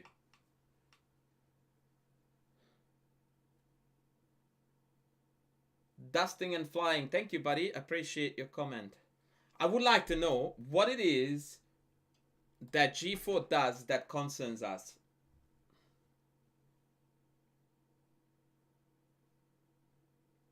I'm willing to accept your reasoning. It's completely false, but I'm gonna run with it. What does g4 do that I need to worry about?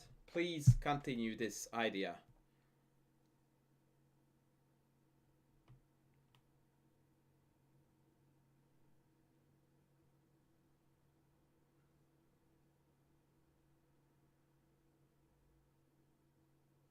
I see. So you are concerned about g4 followed by f4 followed by g5.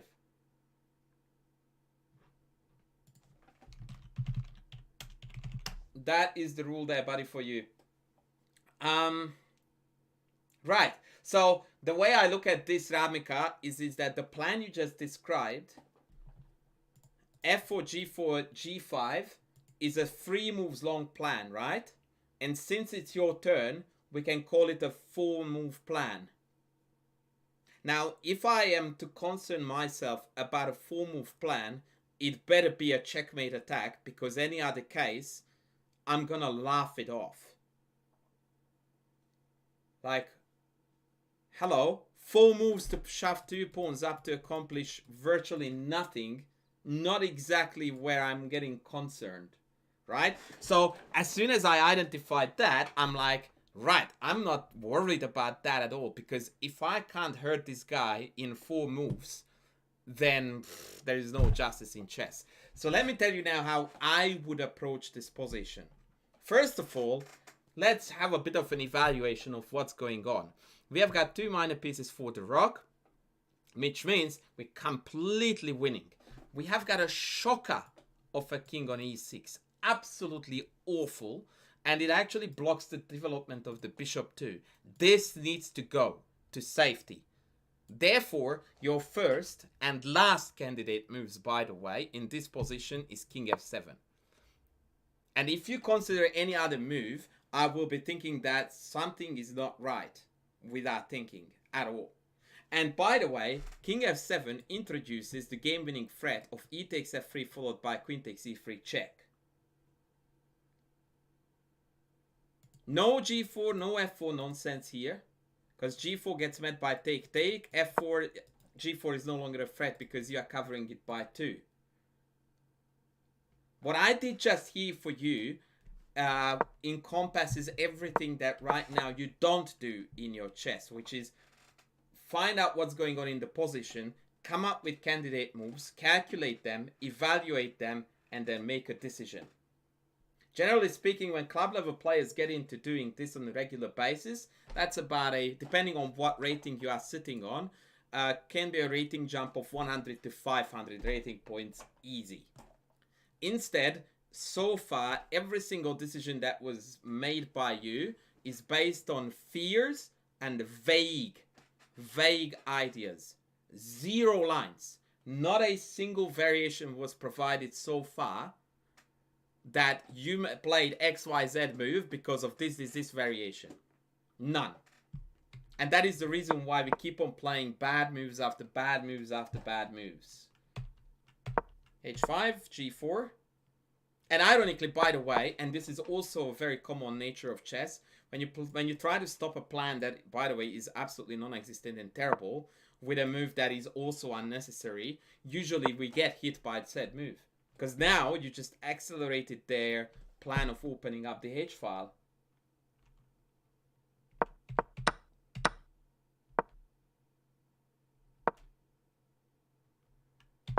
Okay, I will let that slide because it does stop G5, although now the king is getting more and more exposed.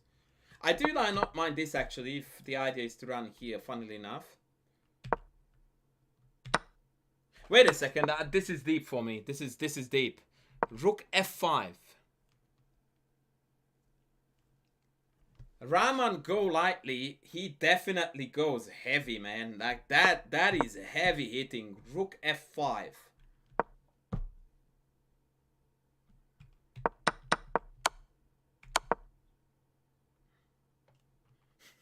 I love the timing of this, Ramika. You just said, yeah, the idea was to run finally to the corner. And now, lo and behold, you can finally do just that.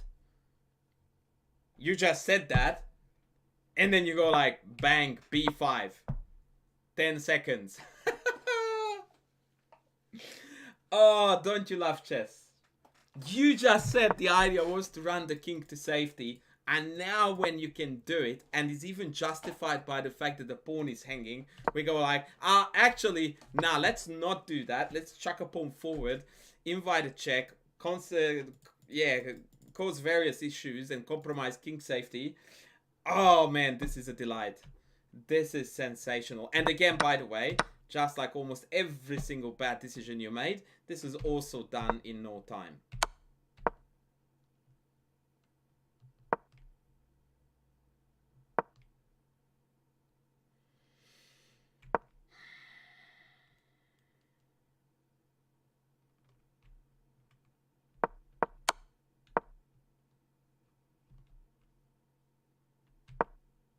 Well, going forward has its time and place. When you have got a king dancing in the middle of the board is most definitely not it. Okay, I also, like rook b8 is another one of those royal mysteries that I just can't wrap my head around because, first of all, you had bishop f8 to kick the queen, but a6 would have kept the pawn structure completely compact. Whereas rook b8, contrary to what you thought, did not defend the pawn. So I don't understand this move at all. Like, this doesn't defend b5, right? So you might as well have played here knight g8, claiming that you were covering b5, and it would have done the same as rook b8, right?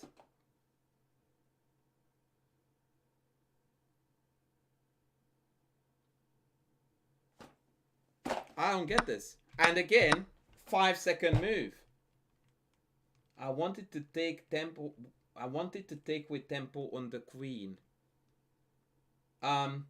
What? I don't understand that. Like, what? Take what? Like, this is guarded, friend. Like, hello, the bishop is covering. You're not taking anything. You're taking a big loss here if we are not shaping up very soon. That's the only thing that... Oh, God. You thought they wouldn't take with the pawn. So, why did they play a4 according to you if the idea was not to take this? Oh, boy. What is going on? Dear Lordy. So your opponent plays a4, but their plan is not to take this. Then what is the plan?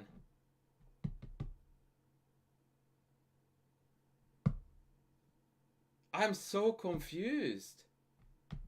Aether MVP. And by the way, once again, you're telling me a lot of thoughts, which is insanely impressive. Because you spend 0 time on your moves. So I'm actually, in a way, blown away by your ability to see things. Because you are literally not spending any time. I often play, by the way, rapid chess whilst watching tennis on my other screen. And it very often ends up very ugly for me. But what you are doing is even worse than that. Because you just like playing moves instant. You're not distracted by something else. You're just not caring about what you're doing at all. That is mind-boggling.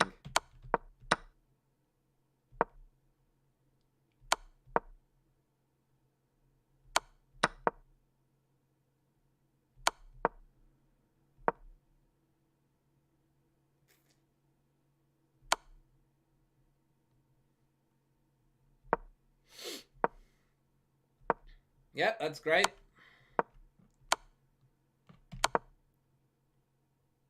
I would have preferred here to come back home to d8 because that would have prevented king rook c7.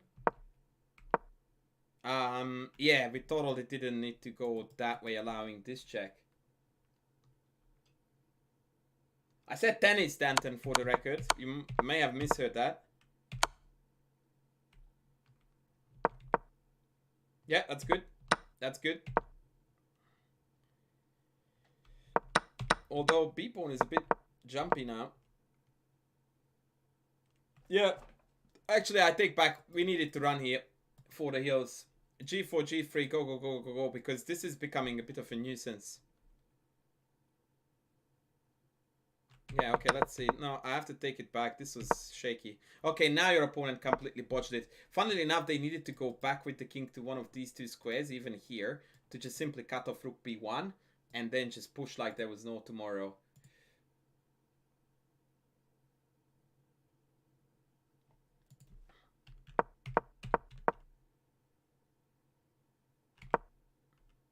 Yeah, great.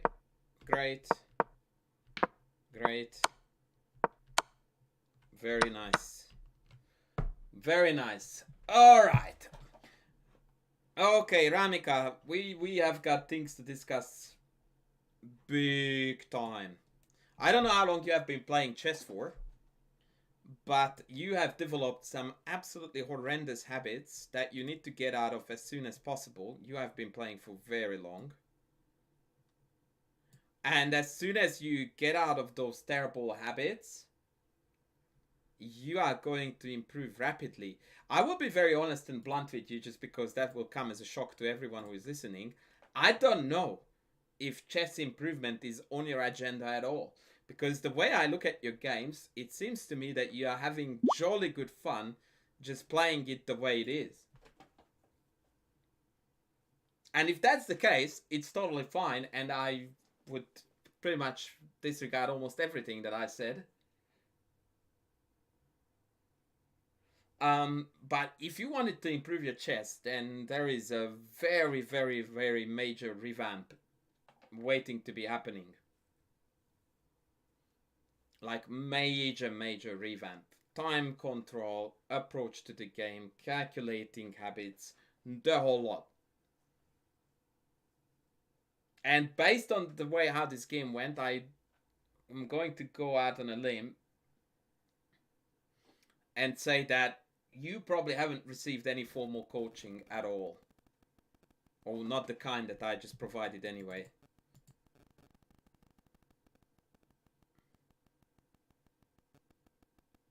Yeah, you are not going to beat your 2000 father-in-law if you are playing like this.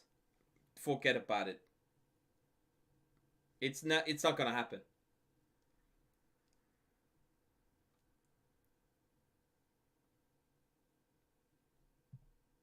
It is that plain simple that you can forget about it unless you are willing to change a lot of things in what you do. And even then there is no guarantee, but then there is chance.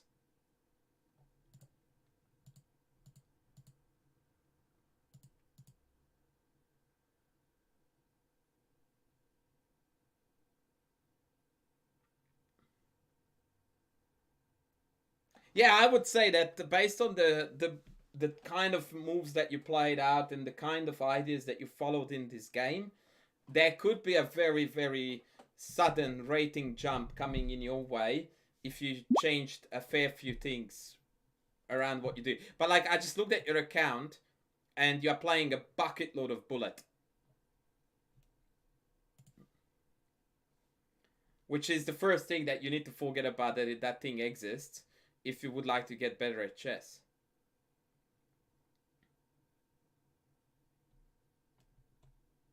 Yeah, like bullet chess is killing improvement majorly, so you need to forget about that.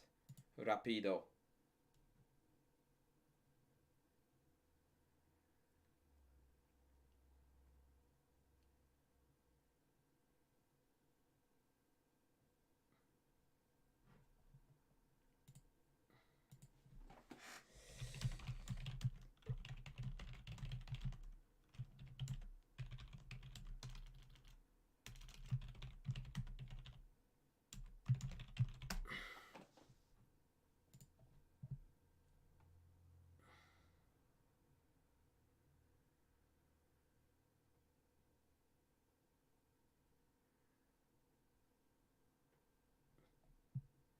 Dusting and flying, this is what we call chess principles. Right? Like you develop your pieces towards the center, you get your horses out and your bishops out, and yeah, then you take it from there. It's very difficult to provide generic chess principles, or sorry, generic chess advice like that. If you had games to look at, I would be able to give you far more useful pieces of advice than just like get your knights out. Like this is not gonna make you a better player.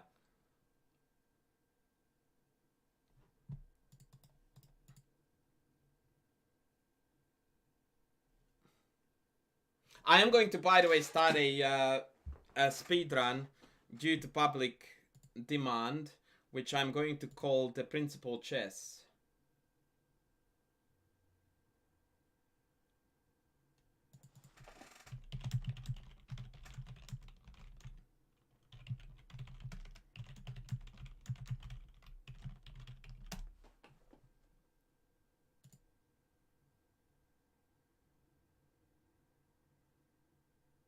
I used to have beginner courses on Chessable, but not anymore. I do have beginner courses on Chessable, at least one. Khalistan in the house.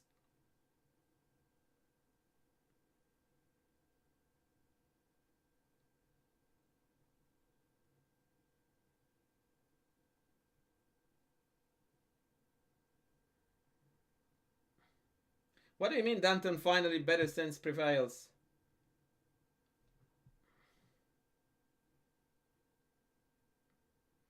Tinu chess, tactical awareness, man. Tactical awareness is key. Calculation exercises. And I think it's very good to check in with yourself before you make moves about, you know, what's going on in the position. Is the position ripe for tactical ideas? Have I looked at tactical ideas? And so on.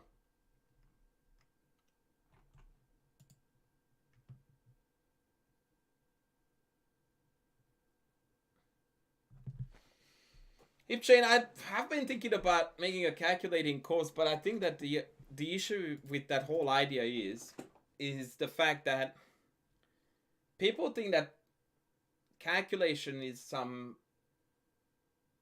unique concept, like some kind of a dark art that a select few in a secret room somehow figured out how to do, and now, you know, there are 7,000 riddles to solve so that you can actually get eventually entry to that room and you will be doing great. I think that calculation in general is just a matter of you are either doing it or not. And I think it's one of the least teachable things to do in chess. I don't think that it's a particularly easily teachable thing. The same way how the multiplication table is not exactly teachable. Like you need to sit down and learn it. And I think the exact same about calculation, that I can show you a pattern, but you can do it yourself, right? So once you learn your tactical patterns and you start calculating, you are already doing it.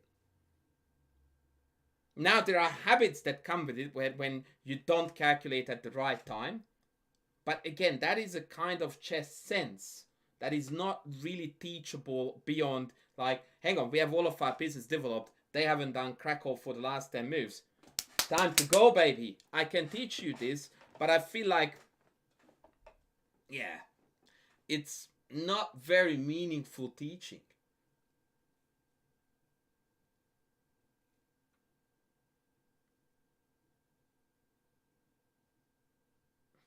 Well, the basic tactical patterns results would be something like Checkmate Patterns Manual is one of them. There are a lot of very good tactic books on low level that introduce you to tactical pattern recognition, and from there on out, it's just you need to calculate. Most people want some magical, you know, remedy for calculation, and they still don't calculate at all in their games compared to how much they should. No course is gonna fix that for you. I don't think. Maybe I'm wrong. Maybe I'm wrong. But when people go and talk about calculating techniques, I'm always going like, I don't know about those. Like, they teach me.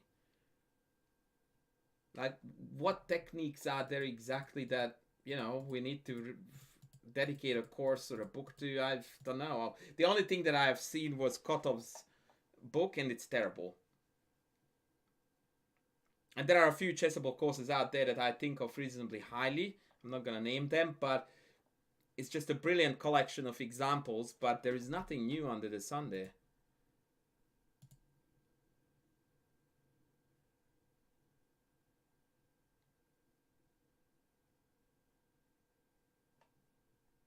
No, learning the patterns is super important. You are wrong there, Charlie, 100%. You are going to find that up to grandmaster level, low grandmaster level, about 50% of tactical skills come down to recognizing patterns. It's just the degree of difficulty of pattern. Like when I talk about a pattern, the first thing that springs to mind for a club level player is the Greek gift. Whereas for a grandmaster, patterns going to evolve and become a lot more subtle, a lot less apparent on lower level, but they already see a pattern evolving in certain scenarios that they identify, and they go like, right, I'm doing this because of that pattern is going to occur, and so on. So no, pattern recognition is huge. That's why people suck at 960 chess, even high rated players, because all pattern recognition is out of the window immediately. And in order to recreate a position that reminds them of chess and then allow them to link it to their normal pattern recognition scenarios is gonna take them like 15-20 moves in. And until then, it's like just stabbing in the dark trying to find something.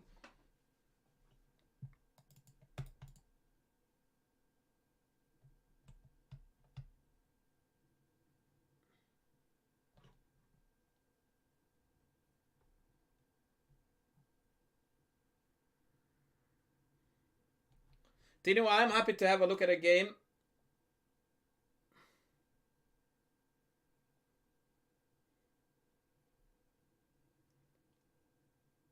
Homeware is Mazu Pursuit. Thank you for that comment. Yes, unfortunately, YouTube in general is thriving on short brain dead content, but we are not going there. We do what we do, and if people are interested in what we do, that's great.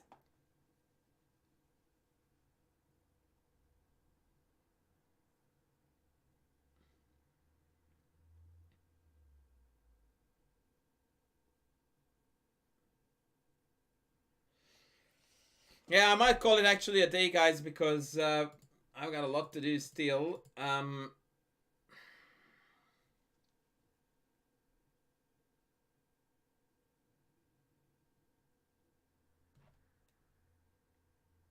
So unless we have got something very, very quickly on the agenda, I think I'm going to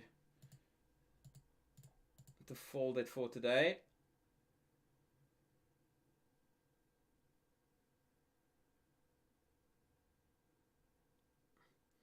Zinoko, yeah, I would recommend doing a lot of puzzles, yes. Oh, Zinkoko rather, yes, I would. Most definitely. I mean, Carol, it is, you go to chessable and they are split into categories, right? So you go into tactics and it's gonna offer you a bucket load of courses.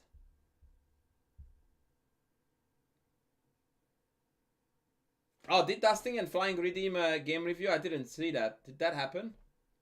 I don't think that happened.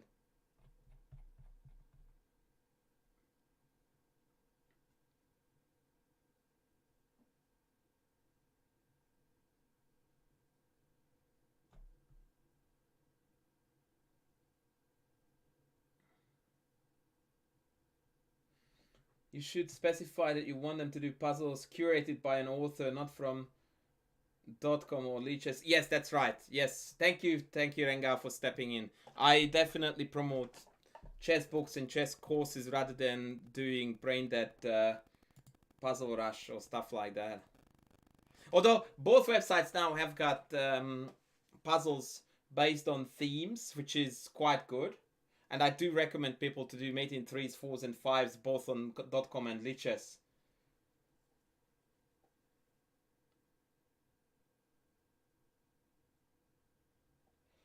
Yeah, it's harder to find a bad puzzle book than a good one, to be honest. So yeah, that's not really an issue.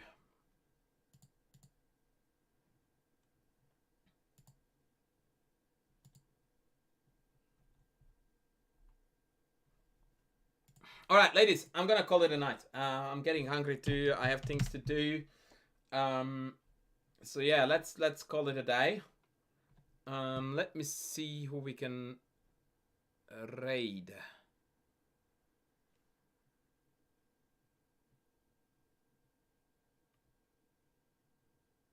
Who do we want to raid? Little Asian chat for sure, right?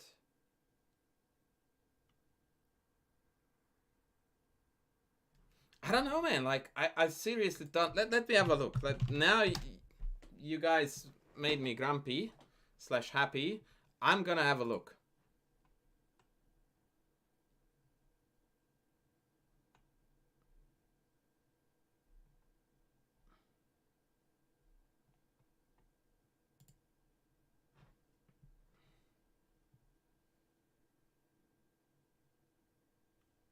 I'm gonna have a look. So, chessable. Courses. Tactics. Let's go, ladies. Let's go.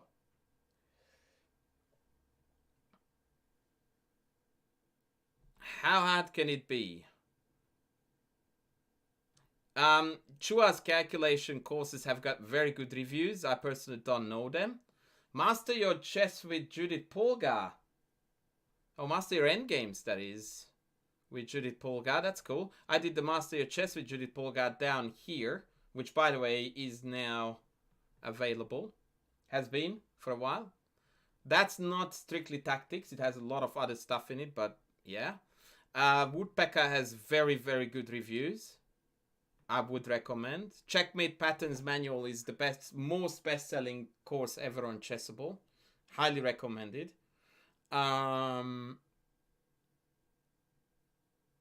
Essential Calculation Guide. I don't know this, but I have seen examples from this course. It look like an absolute ripper, but I think it's for higher level audiences.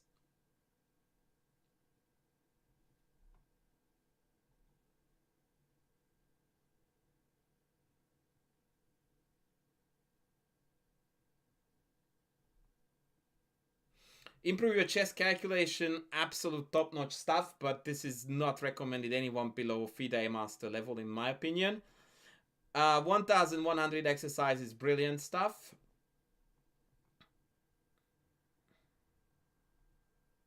Forcing chess moves, one of my all-time favorite.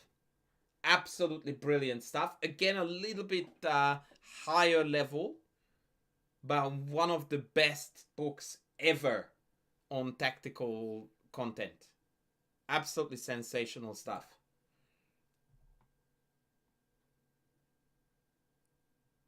I have heard very good things about Susan Polgar stuff. The Learn Chess the Right Way. Chess from Scratch. Chess Tactics from Scratch by Veteshnik is a very highly praised material. So yeah, abundance of choice. Absolutely abundance of choice there. No question.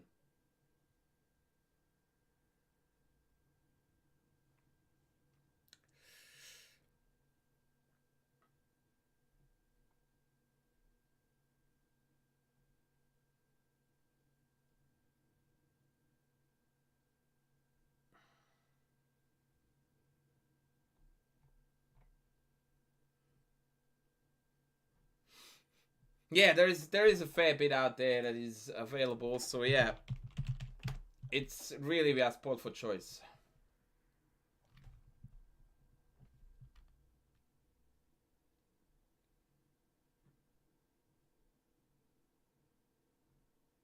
Alright, I'm going to read you off to GM Canty, guys. Have a good afternoon, evening, whatever. And I might see you tomorrow.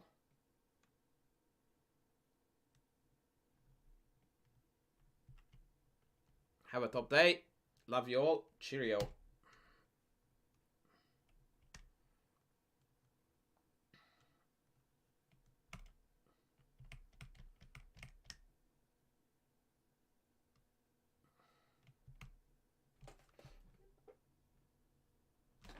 Bye.